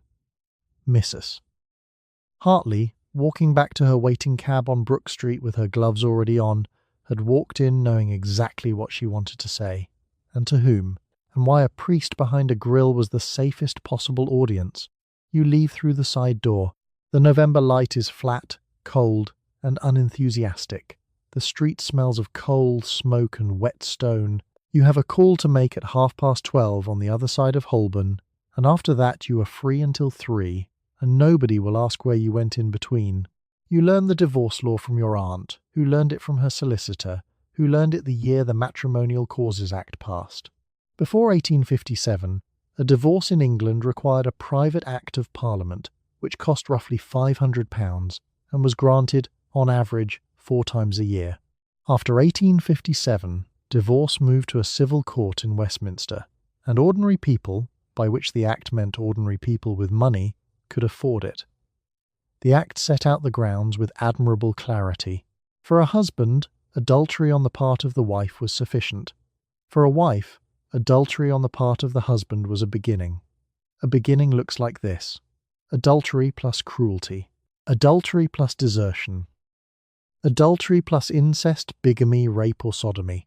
The wife's petition required at least 2 items on the list, the way a recipe requires 2 leavening agents when one would have been unkind enough. Your husband could have a known mistress, a second household in Pimlico, and a child by another woman, and if he had not also been cruel to you in a manner the court found convincing, you had no grounds. You had a situation. Situations were not grounds. The Act sat on the statute books like a cat refusing to leave a chair. There is, however, the matter of condonation. If your husband forgave your adultery or simply continued to share a house with you after learning of it, he legally lost the right to cite it in a petition. Cohabitation after knowledge of the offence was condoning the offence. The court called this condonation. You might call it Tuesday. Condonation is the law's way of saying, if you held the door, you accepted the draft. The law also recognised recrimination. If a husband had himself committed adultery, his own misconduct could defeat his petition. He had to come to court with clean hands. Not many of them managed this. Mr. Cavendish, your aunt's solicitor, explains the financial consequences on a Tuesday afternoon in a voice that suggests he finds none of this remarkable. A wife who is divorced for adultery receives nothing, no maintenance, no portion of the marital property. The children default to the father, though the Infant Custody Acts of 1839 and 1873 have begun, slowly, to allow mothers access to younger children. He places a sheet of figures on the table, neat, ruled, and entirely without ornament. The sheet behaves, on his desk, exactly the way it expects to behave in court. He caps his pen. He does not look up. In the spring of 1864, a woman called Eleanor Brewster, small, plain, and recently very tired, walked out of her husband's house in Camden with a carpet bag containing 2 day dresses, a mourning shawl, a small enamelled hairbrush, and the letters from her sister in Bristol that she had been keeping inside a hat box on the upper shelf. Her grandmother's silver, which she had brought into the marriage in 1853, stayed in the dining room. Her inheritance, £80 from an aunt in 1859, had been absorbed into her husband's bank account during the 2nd year of the marriage. The 1882 Act would not arrive in time to give her any of it back. She walked. There was a social ledger running alongside the legal one. A divorced woman, even a woman who had done nothing wrong, even a woman who had successfully proved adultery plus cruelty, was no longer received in most drawing rooms. The drawing rooms read her name once, set the card down without comment, and did not write her into the visit book again. The clubs did not close their doors to her husband. The clubs did not have doors she could reach in the first place. Lady Colin Campbell's 1886 trial named 4 co-respondents, including the Duke of Marlborough and the Chief of the London Fire Brigade, and she was acquitted on every count. She was also finished. The acquittal was a legal outcome. The drawing rooms had already voted.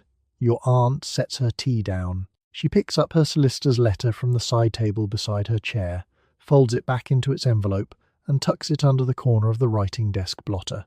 The blotter is dark green, ink-spotted, and has been on that writing desk since 1851. She has written you 42 letters from this chair in the last 6 years. None of them mention what was in the envelope. The letter goes under the blotter. The tea is finished. The afternoon resumes. She doesn't need to finish the sentence. You need an aggravating factor. The Matrimonial Causes Act is specific. Adultery alone, on the part of the husband, is not enough to ground a wife's petition. You must prove adultery and at least one of the following: cruelty, desertion of 2 years or more, incest, bigamy, rape, or sodomy. Your solicitor explains this in a quiet voice in his office in Lincoln's Inn, and you take notes on a half sheet of paper which you fold into your reticule and which you will burn in the parlour grate as soon as you are alone in the house with the gas turned down. Cruelty. The legal definition is not what you think it is. It doesn't mean what happened last Tuesday. It means a course of conduct so severe that your physical health is in measurable danger, documented, witnessed, attested to by a physician whose fees you are not legally permitted to incur on your own behalf, because your wages belong to your husband and your husband is the man you are suing. Your solicitor, Mr. Fenton, sets down his pen. He picks it up again. He does not say anything for a moment that is slightly too long. Desertion is cleaner, in theory. 2 years of continuous, uninterrupted abandonment, with intent to desert. Not a man who travels for business. Not a man who spends 6 nights a week at his club and the 7th at someone else's address. Intent. Continuous. 2 years. The law has opinions about what constitutes leaving, and those opinions are measured in increments of 24 months with the precision of a man who has never had to wait for anything. Mr. Fenton opens a buff-coloured P-Mern on the desk between you and slides out a single sheet from a case decided in the probate, divorce and admiralty division the previous Michaelmas term. He turns the sheet so it faces you. He places his index finger under one paragraph and leaves it there. The paragraph describes the doctrine of recrimination, the part of the law that does not bother to hide what it thinks of you. If your husband can establish that you have also committed adultery, not that he can prove it, not that it is true, but that he can assert it credibly enough to muddy the petition, the court may dismiss the case entirely.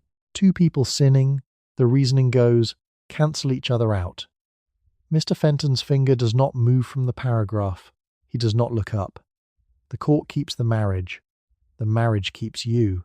You will go home to Eaton Square, and the cook will make the lamb chops as scheduled, and the clock on the mantelpiece will tick at exactly the same rate it ticked this morning. Mr. Fenton, after what is almost the right length of silence, lifts his finger from the page, takes the sheet, and slides it back into the buff folder. He ties the folder shut with its red tape. The bow he makes is exact. And then there is condonation. You already know about condonation, because it works against you in both directions. If you have forgiven him, if you have continued sharing a household, a table, a bedroom, even one night after you discovered what he did, you have legally forgiven the act.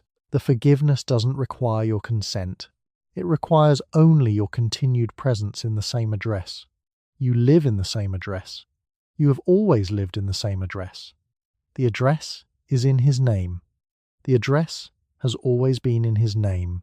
The list of additional grounds, incest, bigamy, rape, sodomy, sits on your half sheet of paper in your own handwriting, in your neatest hand, because you were raised to write neatly and some habits survive everything.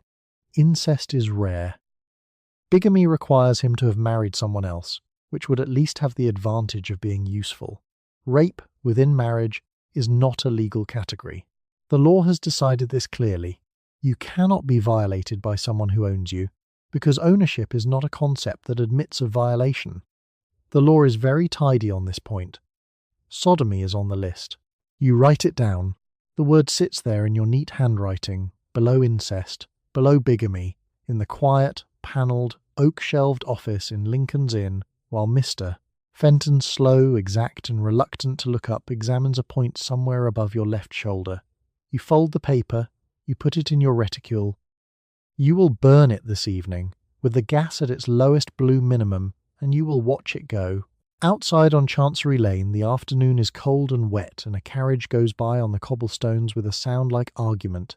You fold the information away. You go home. You will lose the children. This is the line in the divorce conversation that comes last, after the question of grounds and the question of property, and it ends most conversations. Under the common law before 1839, children belong to the father, absolutely, regardless of circumstance. The Infant Custody Act of 1839 modified this slightly. A separated mother could be granted access to children under 7 at the discretion of the court. The Custody of Infants Act of 1873 extended the upper age to 16, also at the discretion of the court. The discretion of the court, in 1875, is exercised by men who took silk at the bar in 1840.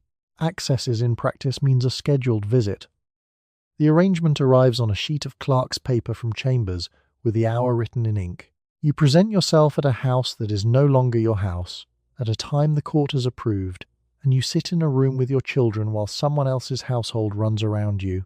The nanny who knows which child can't sleep without the lamp is still there, but she reports to him now. You leave at the specified hour. The door closes behind you on the sounds of your own children. A wife in an unhappy marriage who has committed no provable wrong can apply for judicial separation, not divorce, separation, and hope the court looks favourably on her conduct. A wife who has committed adultery can apply for nothing. She forfeits the children, the house, the income, and the social standing in one motion. In the spring of 1873, a woman from Stoke Newington, composed, upright, underestimated for years by her husband, sat in the woman in Highgate's narrow front room with her gloves off, worrying a loose seam at the wrist of the left one with her thumbnail, while a clock on the mantel ticked behind her. The room smelled of boiled cabbage from the kitchen below and very faintly of camphor from the wardrobe upstairs. Her leather valise sat at her ankles.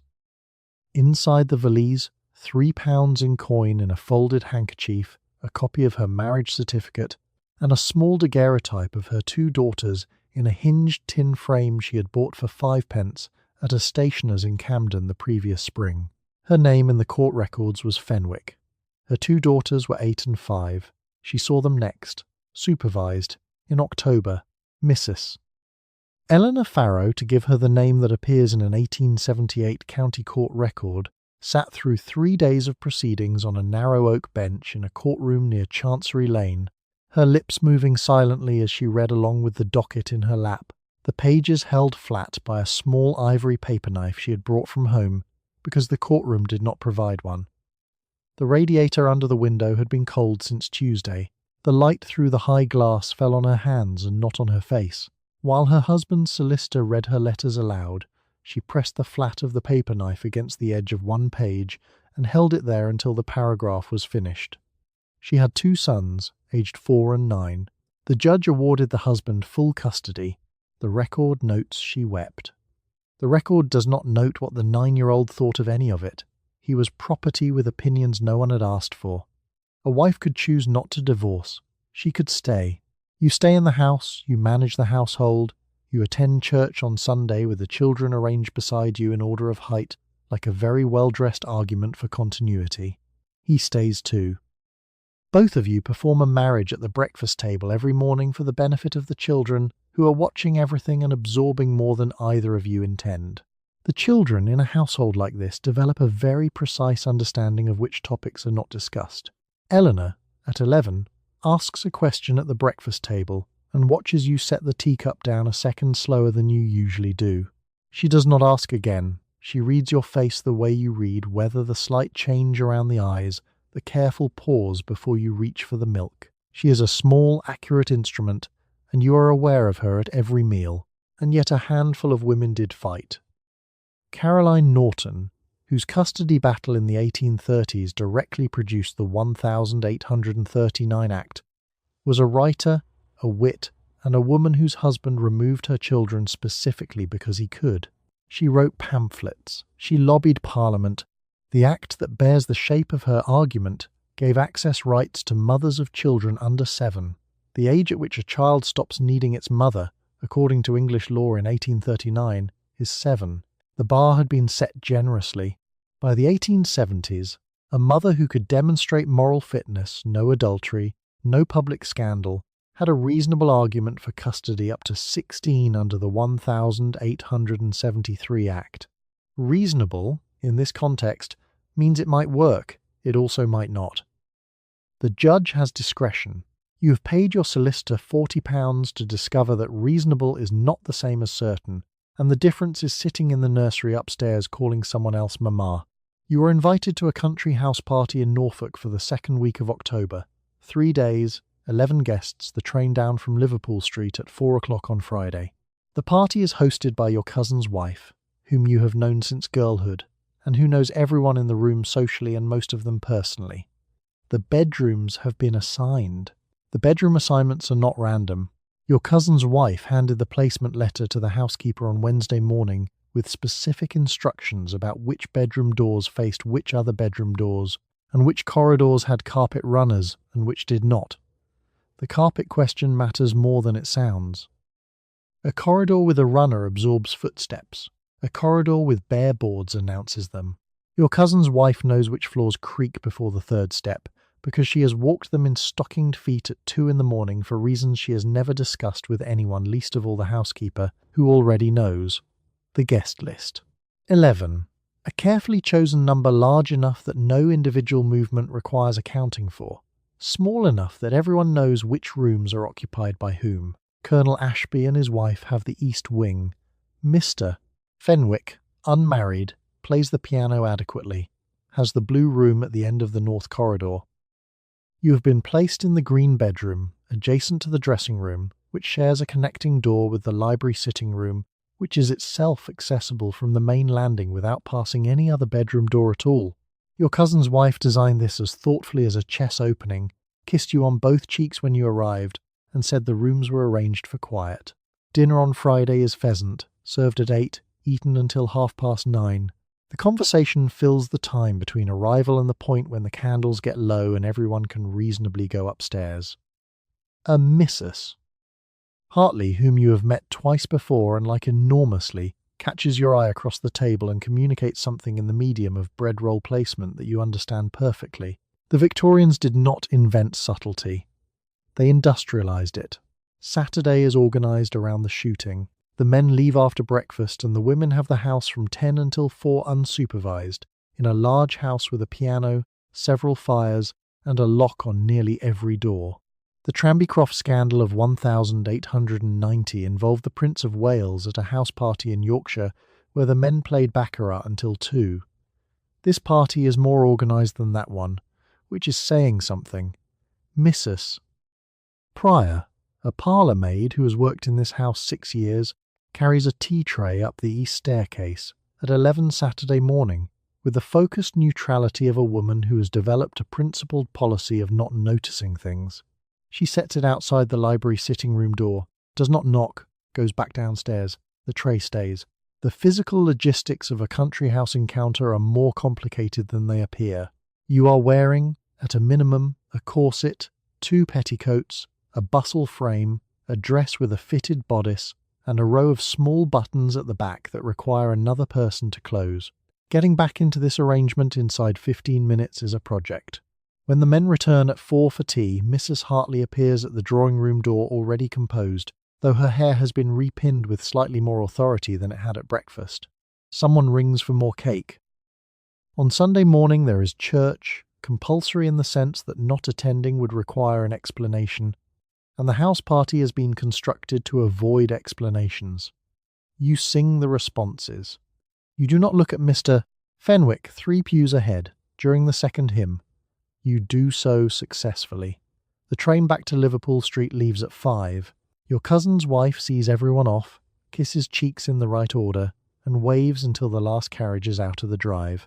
Then she goes inside. She tells the housekeeper to put the carpet runner back in the north corridor. The housekeeper does not ask where it went. The pheasant feathers, swept from the hall that morning, have already gone into the kitchen midden. You are awake at 2 in the morning in a bedroom, in a house you do not own. The east wing corridor outside your door runs the full length of the upper floor. 12 doors. Every bedroom occupied. The floorboards are old, and the floorboards speak. You know which boards announce a footstep and which ones do not, because you walk the corridor 3 times before dinner under the pretext of looking for the linen cupboard. The boards by the window seat are silent. The board outside the 3rd door is the worst, and you have memorized it down to the half step. The dress you wore at dinner is already over the chair. What you're wearing now is considerably less architecture and considerably more cotton, which is the first time today your ribs have functioned as ribs rather than as a decorative suggestion. The corset is on the washstand. It does not miss you. The candle is not a candle, it's a negotiation. You light it low, careful, and faintly inadequate, which means you can barely see the picture on the nightstand, which means you already tipped it once and caught it before it hit the floor and held your breath for 4 full seconds while the house decided whether to wake up. The house decided not to. The house, in this, is your accomplice. Now you are at the door. You know the hinge. You oiled it this afternoon with the small bottle you keep in your travelling case between the hairpins and the tooth powder, because you are a woman who plans for contingencies, and a squeaking hinge is a contingency with consequences. The door opens without comment. The corridor is dark, narrow, empty except for the moonlight coming through the window at the far end, which is enough. You step over the first board. You step around the second. The board outside the 3rd door you go wide, almost to the opposite wall, one hand trailing the wallpaper for balance. A footman named Albert sleeps 2 floors down. Albert is 17 and sleeps like someone has switched him off at the mains. You are not worried about Albert. You are worried about Lady Ashworth in the room at the end, who is a light sleeper and has opinions, and whose opinions have a way of becoming known at breakfast with the specificity of a legal brief. The 4th door. You know which one? The arrangement was made at dinner in the language that house parties run on a glance held 3 seconds too long, a card game where the seating was not accidental, a remark about the East Wing being cold in November that was not actually about the East Wing being cold in November. None of this was written down. Writing things down is for correspondence you intend to burn, and even that is optimistic. Timing is the whole thing. The average Victorian house party runs on a schedule as rigid as a railway timetable: breakfast at 9, luncheon at 1, dinner at 8, which means the gap between 2 and 4 in the morning is the only unscheduled interval in the entire day. The 3rd board, the wide step around the 2nd, the hand on the wallpaper for balance, these you have memorized the way some women memorize hymns. The 4th door opens before you knock.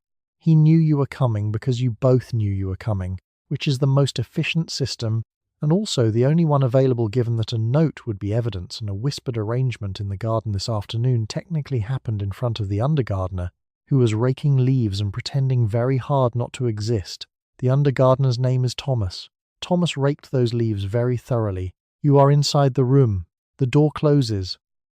The corridor outside resumes its silence with the composure of a corridor that has seen this before, which it has, because the house is 40 years old, and the East Wing has always been the East Wing. You sit for a portrait. The painter is Dante Gabriel Rossetti. The studio is in Cheyne Walk, and the sittings have been arranged through a mutual friend, with your husband's knowledge but never his attendance. The sessions run 4 hours, mostly in silence, while Rossetti works on the drape of your sleeve and the precise angle of your jaw against the chair back. He has, by autumn 1869, painted your face 17 times in 2 years. 2 of the portraits hang in your husband's drawing room. He calls them flattering and asks the price of the next one. You sit again on Wednesday. The studio smells of linseed oil and turpentine, and something underneath those smells that you've stopped trying to identify. The light through the north window comes in high, cold, even. A wombat named Top lives in the garden, but occasionally appears indoors without explanation. The wombat has opinions about visitors. You have reached a détente. The sittings are not sittings.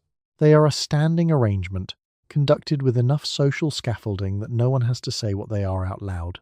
Your husband knows you're here. He signed off on the first commission himself, over dinner, while talking about something else. What he has signed off on is the version of events that requires no further discussion, the version of events that hangs on his wall. Rossetti works quickly when he works. When he doesn't work, he talks about colour, about Dante, about the way light falls differently on Tuesday than it does on Thursday, as though Tuesday has been cheating. A housemaid named Ellen comes in twice during the afternoon with tea, sets it down without looking at either of you, and leaves. Ellen has been with Rossetti 3 years. She has chosen to organise what she sees into a category she doesn't open. The correspondence began in February. Not the portraits, the correspondence. Your letters go out in the morning post and arrive at Cheyne Walk by 11. His come back by the afternoon delivery, which is why you've taken to opening the post yourself before your husband comes home from his club at 5:30. The letters themselves are inside your writing desk. The desk has a lock, and the lock's key lives on your chatelaine with the keys to the linen press and the sugar cupboard and the front door. Your chatelaine jangled lightly when you walked this morning, which is how you knew it was still there before you'd even opened your eyes properly. The desk key is the third one, from the left. You know this without looking. There are 43 letters in there now, and Rossetti numbers his pages in the top right corner in a very small hand, which means you also know there are 117 pages, a fact you've never intended to know but your mind has assembled anyway, without asking. William Morris knows about the portraits, not the letters, not the pages, not the key on the chatelaine. Morris knows about the sittings, the mutual arrangement between men of the arts that lets his wife's face appear on Rossetti's canvases at a rate that a less philosophical husband might find statistically unusual. Morris is not a less philosophical husband. He is making wallpaper in Hammersmith and doing nothing about the situation, which is its own kind of complicated. The three of you have an arrangement so well understood that none of you have ever described it aloud. You pick up your teacup. Across the room, Rossetti tilts his head at the canvas, tilts it back, makes a mark. Outside, on the embankment, a cart goes over the wet stones and the sound comes up through the window like something announcing itself. You don't move. You hold the angle of your jaw exactly where he put it, and you think about the letter you'll write tonight after dinner, after the candles are down, after the house goes quiet enough that the scratch of your pen won't carry through the floorboards. You've gotten very good at the quiet kind of writing, the kind that doesn't exist until someone finds it. You attend a Thursday evening salon at a house in Gower Street. The hostess is a literary woman whose husband is in Oxford 4 nights of every week. The room holds 12 people, a magazine editor, 2 novelists, a barrister who reviews for the Pall Mall, a married couple of indeterminate arrangement, and 4 women who are introduced by first name only. Conversation runs to philosophy, to politics, to the new plays from Norway, and, after 11, to subjects that no married woman in 1888 is publicly supposed to have an opinion on. You have an opinion. You have several. You voice them carefully. The room itself is doing a great deal of work. There are no calling cards in a silver dish by the door. There is no footman. The hostess Clara, who publishes essays under initials, who is tall, decisive, and faintly unmarried, opens the door herself and takes your coat herself and pours sherry herself, which in 1888 is a political act. The gas is turned up. The curtains are drawn. These are decisions, not accidents. The play's from Norway. A Doll's House has been running in London since 1889, and the newspapers have been managing their feelings about it ever since. The Pall Mall Gazette calls it dangerous. The Saturday Review calls it instructive, a different kind of condescension. The barrister in the corner, his name is Aldous. He has strong opinions about Ibsen that he is currently reconsidering in real time, argues that Nora is a hysteric. The woman sitting across from him, the one introduced as Maud, sets her sherry glass down on the arm of the chair and says, very quietly, that Nora is a woman who discovered she didn't know her own name. Aldous takes this poorly. Maud takes his taking it poorly rather well. The Thursday evenings are useful in ways that don't get written down. You are not here because Clara serves good sherry, though she does. You're here because this is one of approximately 4 rooms in London where you can say what you actually think about marriage without it being reported to your husband's solicitor. It's the intellectual equivalent of Brighton. The alibi is respectable. The actual business is something else entirely. Clara is running the room the way Madame de Stael ran Coppet, except in 3 rented Bloomsbury rooms with 1 decanter of sherry and a piano that needs tuning, and the price of admission is being known to the hostess by name. The married couple of indeterminate arrangement is Henry and Frances. Henry is a lecturer in political economy. Frances has recently begun attending lectures at one of the new women's colleges, which Henry supports in the abstract and finds mildly destabilizing in practice. Frances has a notebook. She takes it out after 11. She doesn't show it to Henry. Henry has noticed she doesn't show it to Henry. They are both behaving very well about this, in the way that people behave very well when the alternative would require paperwork. Across the room, a woman named Dorothea refills her own glass without waiting to be offered. She's been introduced as a friend of the hostess's sister, which is the kind of introduction that closes more doors than it opens. She knows everyone in this room by a mechanism no one has explained. Later, when the conversation turns to Sarah Grand's novel, the one that names venereal disease inside a marriage and does not apologize for naming it, Dorothea is the only person in the room who doesn't look at the floor. She looks at the ceiling. It's a meaningful ceiling. She's read the book twice. After midnight, 2 of the 4 first-name-only women leave together, sharing a cab going south. Nobody remarks on this. The barrister leaves with the magazine editor, which is noted by no one either. You stay until Clara closes the piano lid, which is the signal, not a cliffhanger, just a signal. It means the evening's official portion is concluded, and anything that continues after this is continued on everyone's own recognizance. You walk out into Gower Street at 12:30. The air is wet, dim, and faintly brass-tasting, and smells of coal, smoke, and horse, and the particular cold that November does to London stone. Your husband thinks you are at your cousin's in Islington. Your cousin, bless her, has never once asked a clarifying question. You read the divorce trial of Lady Colin Campbell in the Times every morning for 6 weeks. The case opens in November 1886. Lady Campbell is 29 years old, the wife of the youngest son of the 8th Duke of Argyll, and her husband's petition names 4 men: the Duke of Marlborough, General William Butler, Captain Shaw of the London Fire Brigade, and Dr. Thomas Bird, who is her own attending physician. The Times prints the cross-examination in full, including the questions about bedroom doors and balcony windows. The drawing rooms of London read the morning paper together over toast and butter. The cross-examination runs to several hundred pages of transcript. The jury hears about Lady Campbell's Grosvenor Square house, the specific layout of its upstairs corridor, who was seen going where and at what hour, by which servant, in what state of undress. A housemaid named Mary Watson gives evidence. Mary Watson has excellent recall, sharp, specific, and inconveniently chronological. The kind of recall that lands a person in the papers by name. She recites the positions of furniture she was not supposed to know about, and the timing of door closings she was not supposed to have heard. Mary Watson is standing in a courtroom describing your bedroom to a barrister, and neither of you lives there anymore. The husband also has a counter-petition. Gertrude Blood, that is Lady Campbell's name before the marriage, which sounds invented but isn't, files her own case alleging cruelty and adultery on his part. This is the legal mechanic called recrimination. If your husband has also committed adultery, his case against you weakens. If you can prove cruelty, it weakens further. The Matrimonial Causes Act has a peculiar sense of fairness. It doesn't acquit either party. It just makes the whole thing last longer and cost more, until the barristers are the only ones financially comfortable. Nobody wins the Campbell case. The jury returns verdicts in her favour on all 4 counts. She is not divorced.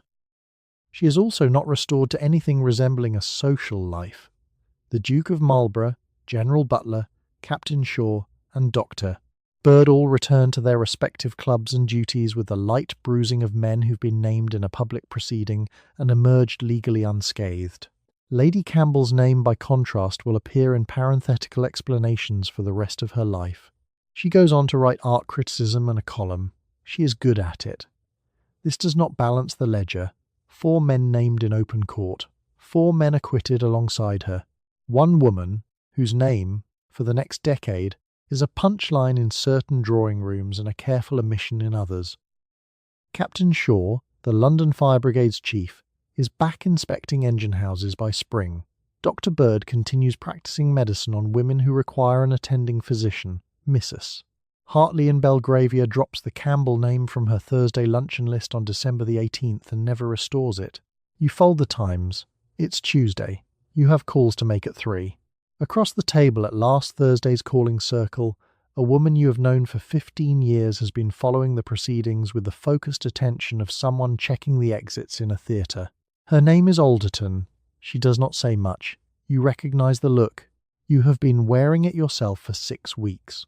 The trial isn't only news, it's a case study. You've been reading it the way a navigator reads weather, not for entertainment, but for information about what the sea does to a particular kind of ship. What it does, it turns out, is this. It acquits her, ruins her, and moves on by Christmas. You learn the word condonation from a barrister at a dinner party, and you do not forget it.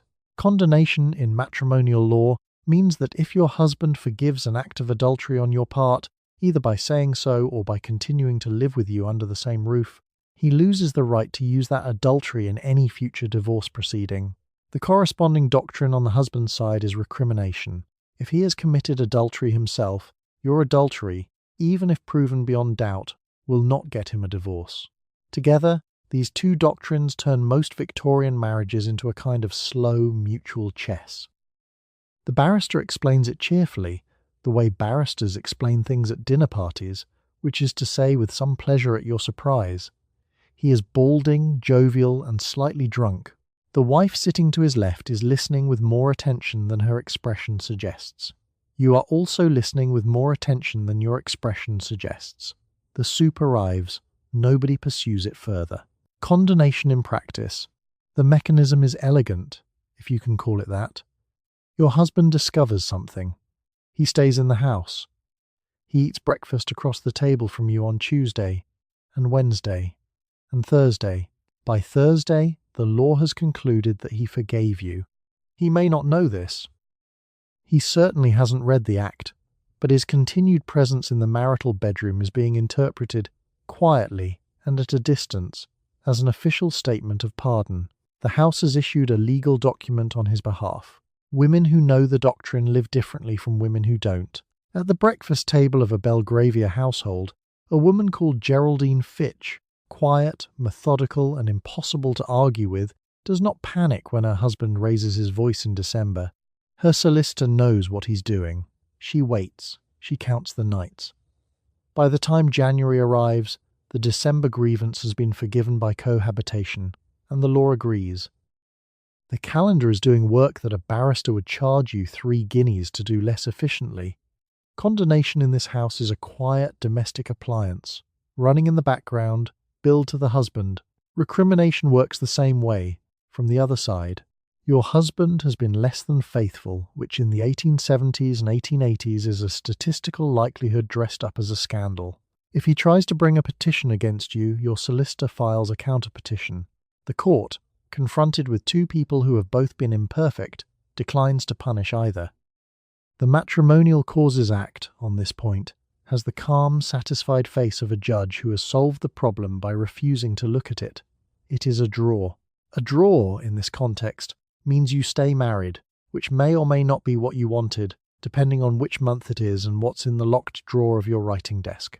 The practical consequence is that a contested Victorian divorce requires one guilty party and one party who is, on paper, genuinely innocent, clean, unimplicated, not cohabiting after the fact, not themselves guilty of something an opposing barrister can locate. Finding 2 people who meet these conditions inside an unhappy Victorian marriage is roughly as likely as finding a dry umbrella in November, and yet the law proceeds as though such people are the rule. Some husbands understand condonation perfectly well and use it differently. A husband who knows the doctrine and is also not yet done using his wife's adultery as leverage will carefully avoid the marital bedroom after the discovery. He removes himself to the spare room, or to his club, or to the house of a relative he's always preferred. He does this not out of wounded feeling but out of procedural tidiness. He is preserving the asset.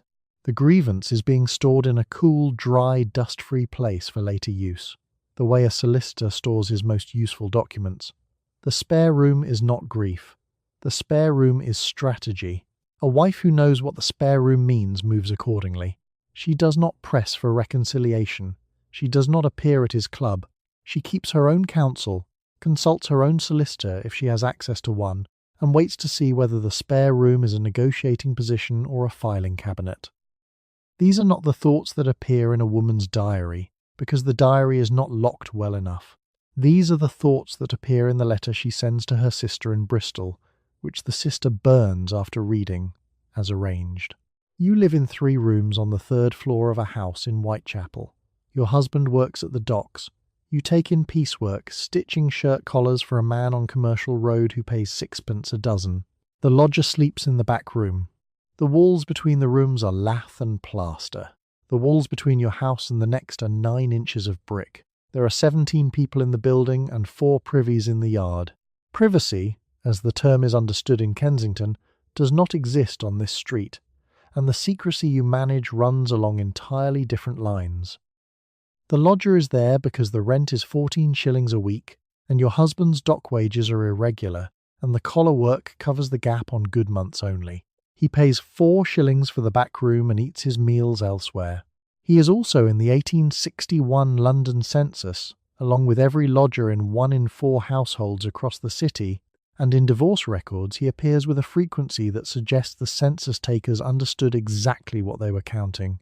There are no stationers holding addresses on this street, and there are no locked drawers because there are no writing desks. Your floor has the kettle, the chair with the broken caning, a hook for the lodger's jacket, and the flour tin. The 3rd board from the top of the landing stair squeaks under any weight at all. The 5th is solid. You go over the 3rd in the dark on the outside of your right foot, the toe coming down quietly on the wallpaper edge, the way a pianist stops thinking about the keys. Missus. Hannigan on the 2nd floor is doing the wash in her sink at 6 in the morning when your back door pulls shut. She doesn't look up. She has not looked up at any back door since 1879. Her hands keep moving in the grey water. The lye stings them. A thin red line runs along the side of her thumb where the soap has bitten in. She mentioned, once, while adjusting her shawl in the yard, that the nights had been very quiet lately. Her shawl is brown. She finished adjusting it. She went back inside. Missus. Hannigan has been doing this job watching back doors without watching them for as long as anyone on the street has needed her to. The woman 2 doors down, whose husband works the night shift at the gasworks, a Mrs. Doyle by name, has known about Missus. Hannigan's arrangement for 6 years and has never mentioned it to anyone, including Missus. Hannigan, including the man at the bakery who hears everything, including her own husband, who would not understand the question. Missus. Doyle keeps a small white scar on her left wrist from a kettle in 1873, and she rubs it absently with her thumb when she's thinking, which she is doing now, watching the back door from her own window above the privy. The kettle behind her starts to boil. She turns away. Your husband is not stupid. He comes home tired, smelling of the docks, salt water and coal dust and something chemical from the unloading sheds that never quite washes out. He eats. He sleeps. On the weeks when the work is short and he's home by 2 in the afternoon, the back room stays quiet in a way that requires no explanation and also receives none. 2 people living in 3 rooms with lath and plaster walls develop a thorough understanding of which things are worth naming and which things are better left to occupy their own silence in the corner. Like furniture, the back room has a window that looks onto the yard. On cold mornings the glass fogs from the inside. There is a hook on the back of the door where the lodger hangs his jacket brown, worn, the kind of jacket that does not make arguments about its own presence. It hangs there every morning and is gone by 7, and this is the full extent of its biography. You finish 16 dozen collars on a good week. That is 8 shillings. 4 go to the lodger's rent. 2 go to coal and candles. The remaining 2 sit in the bottom of your flour tin under the bag, not a sophisticated hiding place, but a reliable one, because your husband has never once located the flour tin without being directed to it. The flour tin is, in this sense, a Swiss bank. Small, dusty, completely secure. You know that your husband knows. You do not know exactly how much he knows or how long he has known, but the fact that he has not said anything, after 2 years of opportunities to say something, is itself a fact you live with. To say something would require him to act on it. To act on it would mean the divorce court, the loss of the children, the loss of his standing at the bank, and the slow disintegration of the household income that supports him as much as it supports you. He chooses not to act, and the household goes on functioning. Nobody in your house calls it condonation, they call it Tuesday. What it means in practice, if Mr. Hargreaves stays in the house after learning what he learned in March. He loses the right to use it in court. He has stayed in the house since March. The dining room chair on the husband's side of the table has been sat in 243 times since March. Nobody is counting except, in some sense, the chair. Your husband knows this. You know this. Mr. Hargreaves, your husband, passes the marmalade at breakfast. He asks whether you will be in for dinner. You say you are uncertain. You may call on Mrs. Fenton. He nods. The marmalade travels back to his side of the table. He has not looked at you directly since Tuesday, which is not new. He has not looked at you directly in some form since approximately 1878. But the marmalade moves. The household functions. The silence costs him every move he might otherwise make. He can't file for divorce without Eleanor and her brother growing up in a courtroom transcript. He can't confront you without admitting what he's chosen not to do about it for 2 years. He can't take a mistress of his own without your barrister, a man named Mr. Latham of Lincoln's Inn with a very dry delivery, raising the countercharge in open court. So he sits in his study after dinner with the door slightly open and a glass of brandy he barely drinks. You sit in the parlour with the Heavenly Twins on the side table beside your tea, page 204, the corner turned down. He stays in his corner. You stay in yours. The corner is tastefully wallpapered, and yet the silence has its own texture. Dinner conversation runs to the children's lessons, the coal delivery, whether the range needs attention. You have developed, between you, an entire domestic vocabulary that maps around the subject the way water maps around a stone always moving, never touching it. Guests at your table would find the household warm enough. They would remark afterward on how smoothly things seem to run. The children notice something. Children always do. Your daughter Eleanor, who is 11 and has the specific alertness of a person who has been watching adults for clues since she could walk, sets her knife down slightly too carefully when your husband asks where you were yesterday afternoon. She doesn't ask herself. She watches. Eleanor will not learn what she's watching until she's considerably older, and by then she'll understand it perfectly. There's always the possibility he is conducting his own arrangement. The late evenings at the club, the Wednesday absences that don't quite correspond to any club schedule you've ever seen posted, you haven't investigated. You haven't investigated for the same reason he hasn't. Investigation produces evidence, and evidence produces obligation, and obligation produces the divorce court and everything after it. You're both operating on the same logic from opposite sides of the bedroom wall. Recrimination is the other lever. If he has committed adultery, and you've committed adultery, and either of you tries to sue, the other can raise the countercharge and the court throws up its hands. You'd call it a draw, except neither of you wins anything. You simply stay in the house together, with your separate silences, passing the marmalade. The jar is the same jar that came with the household linens in 1869. You buy the Heavenly Twins from a circulating library in March of 1893, and you read it in 3 evenings. The author is Sarah Grand. The novel runs 600 pages across 3 volumes, and the subject is the catastrophic medical and emotional effect on women of marrying men with venereal disease. The book has sold 20,000 copies in its first year. It is being reviewed in every newspaper in the country, often in tones of distress. Your husband sees the 3rd volume sitting on the parlour table beside your tea, picks it up, asks what it is. You say it is a novel. He puts it down without reading the spine. The spine says exactly what the novel is about, and the novel is about exactly what you have been not saying aloud for 11 years. 20,000 copies. In 1893, the novel is sitting on the side tables of middle-class women across England, purchased, requested at Mudie's, reviewed in the Pall Mall Gazette by a man who described himself as appalled and kept turning the pages. Sarah Grand, who has read every review in the file her publisher keeps in Bedford Square, walked to the British Museum reading room on a Tuesday morning in 1894 and wrote, in a small notebook, the phrase, "New Woman." Then she went home and ate fish for supper. You are not the only one reading it in 3 evenings. Mrs. Whitmore from the Wednesday Calling Circle has read it twice. She mentions this obliquely by saying she found the library edition quite thorough.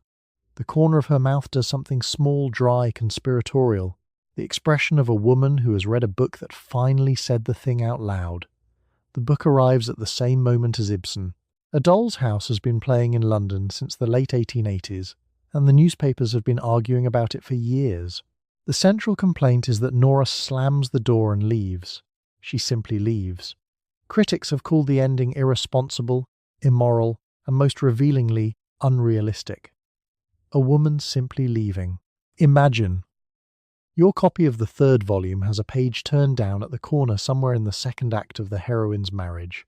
You turned it down without thinking. The maid, Agnes, who dusts the parlour every morning with the efficiency of someone performing a diplomatic mission, has not said anything about the turned-down page. Agnes is 23 and folds her opinions neatly behind her expression, the same way she folds the antimacassars. Your sister Margaret in Camden bought her own copy in May. She has been teaching mathematics at a girls' school in Kentish Town since 1889, and since the Married Women's Property Act of 1882 has kept her own salary in her own account at the Birkbeck Bank on Chancery Lane. She owns the writing desk. She owns the inkwell.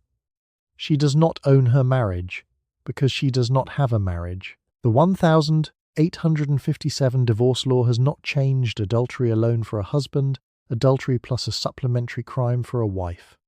Sarah Grand has not fixed that. Ibsen has not fixed that.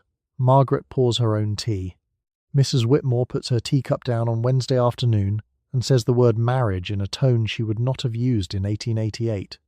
Mrs. Hartley nods. Mrs. Alderton, quiet for an hour, says she has been to a lecture at the London School of Medicine for Women, delivered by Elizabeth Garrett Anderson on a topic she does not name. The kettle comes back to the boil. The vocabulary has changed. The teacups go back on the saucers with a small ceramic click. You finish your tea. The third volume sits on the parlour table. Eleanor is somewhere upstairs, presumably doing something quiet in the particular way children do when a house has an atmosphere. Outside, it is March, cold and grey, and the gas lamp in the street is doing its best. The book sits there, 20,000 copies of it scattered across England, in the hands of women reading in 3 evenings what it took the decade to make possible to publish. You go to the Novelty Theatre in Great Queen Street to see A Doll's House. The date is June of 1889. The play is by Henrik Ibsen, the translation is by William Archer, the part of Nora is performed by Janitor Church, and the running time is 2 hours and 40 minutes. At the end, Nora walks out of her marriage, and the door closes behind her with a slam that the London press will be writing about for the next 18 months. You return home in a hansom cab. You do not speak to the friend who shared the cab with you, and she does not speak to you. The newspapers are not kind. The Daily Telegraph calls the play an open drain. Clement Scott, who reviews theatre with the certainty of a man who has never once been wrong, describes Nora as unwomanly, unnatural, and a bad mother. The reviewer is paid by the column inch. The institution under review is the marriage. The play runs for 7 performances, all 7 are sold out.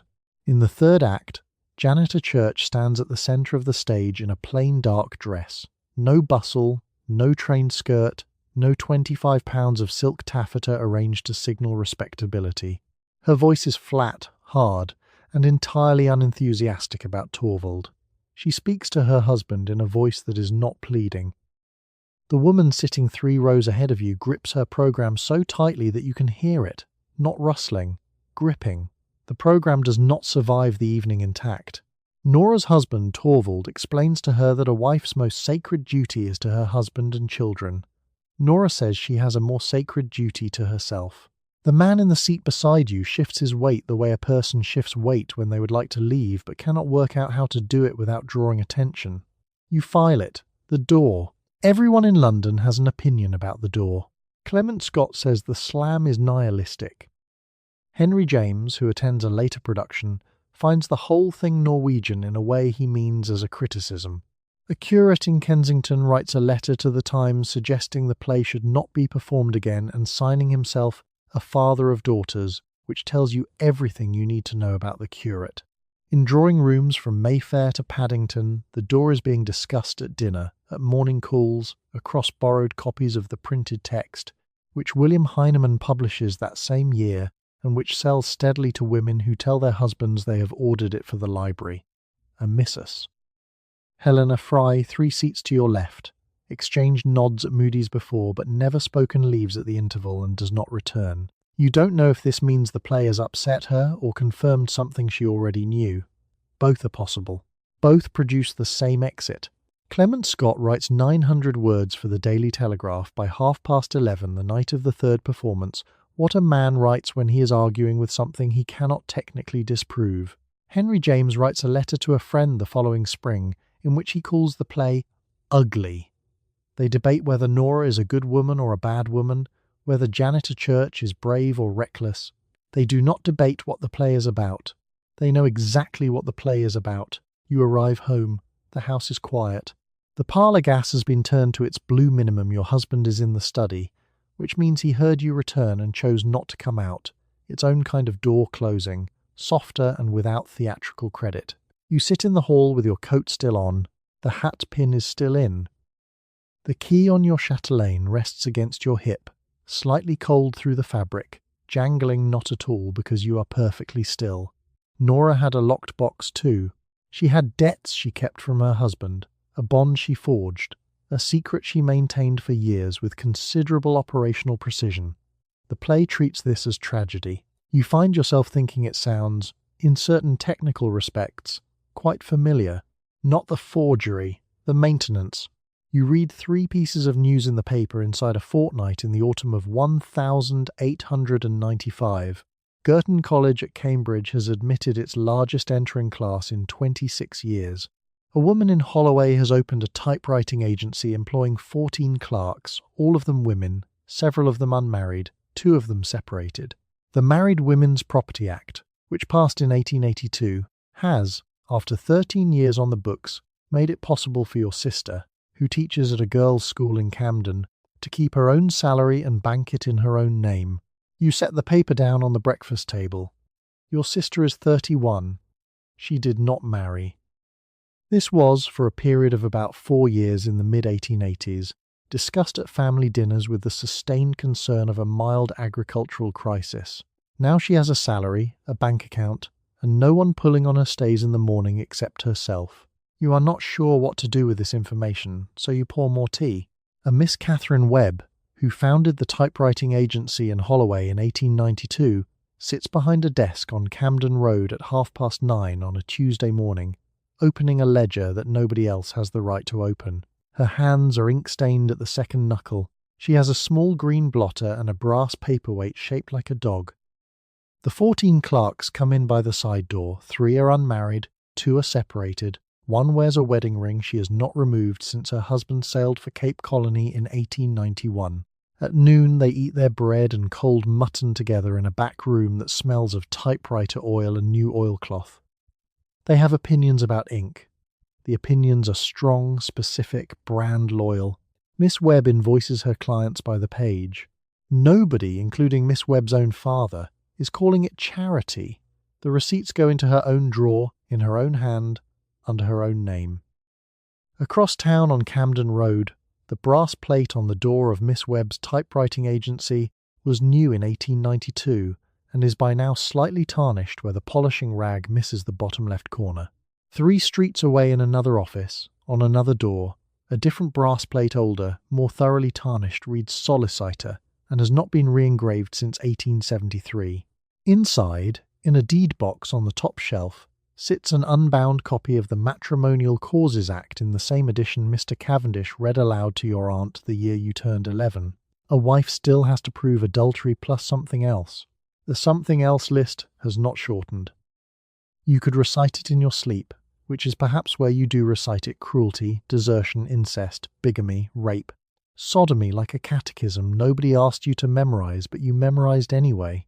On the Monday morning docket of the Probate, Divorce and Admiralty Division in October of 1895, the case names look exactly as they looked in October of 1882. The clerk who calls them aloud is a different clerk. The cases are the same shape. The new options arrive quietly, sideways, not through the front door. They are small, specific, and reliably unannounced. Newnham College at Cambridge now has women sitting examinations that would qualify them for degrees. Degrees the university will not formally grant, but the examination results are printed and circulated, and nobody can unprint them. Elizabeth Garrett Anderson has been practicing medicine for 30 years. Sarah Grand's novel about venereal disease in marriage sold 20,000 copies in 2 years. The library at Mudie's can barely keep it on the shelf, which is remarkable for a novel that your husband would describe as hysterical and unsuitable if he had read it, which he hasn't. Mrs. Prideaux at your Newnham cousin's reading circle has read it twice. She underlined passages in pencil and then erased them. The pencil erasure didn't fully take. The impressions are still there if you hold the page at an angle to the gas lamp. Nobody is arriving to rescue you. What is arriving is a steamer trunk being unpacked, at the moment, in a third-floor bedroom at Girton College, a woman named Hester Elliott, who is 19, lifting 2 folded shirt-waists and a tin of tooth powder out onto a single bed under a north-facing window. The room smells of new oil from the typewriter she has set on the desk and very faintly of the apple in her travelling bag. She is your daughter's cousin twice removed. She will sit tripos in 1898. The university will not grant her a degree. The exam results will be printed and circulated, and nobody can unprint them. Your daughter, who is 14, is at this same hour learning long division in a schoolroom in Bloomsbury from the same textbook the boys are using 3 streets over, marking her answer with a pencil she has sharpened herself. When you were 14, you learned enough arithmetic to run a household budget, and enough French to suggest you might have been educated. Your daughter will learn enough arithmetic to keep books. Whether she keeps books for herself or for a husband who owns them is still an open question. But the question is at least open. You fold the newspaper. Your husband has left for his office. The breakfast things are being cleared by a girl named Agnes, who has been with the household 8 months and has already asked, once, whether you knew of any typewriting schools nearby. You told her you didn't. You did. The address is in your sewing box, written on a card behind the thread. You spent the afternoon writing a letter you cannot keep, hiding 3 half-sovereigns in a sewing box, walking a stationer's pigeonhole in Marylebone, and counting 20 minutes back into the carriage so the visit book at Mrs. Hartley's stayed consistent. You did this in 18 inches of waist and 15 pounds of dress. You did it in a house where the maid heard everything and the law owned you outright, Mrs. Adelaide Bolton of Kensington collected her 31 letters from a Marylebone stationer for 2 years. Mrs. Alderton kept a small green notebook inside the boards of a Scott novel. Mrs. Hartley sat behind a damask curtain on the last Friday of every month. None of them are written into the official record except by accident. You have a locked door now, your own name on a bank account, a refrigerator that does not require a husband's written permission to open. Let your shoulders drop. Let the chatelaines slide off the chair. Let the writing desk stay locked until morning. The calling card can wait. The letter in the sewing box can wait. The bottle on the kitchen shelf will still be there at breakfast, in the unlikely event you want it. Sleep well.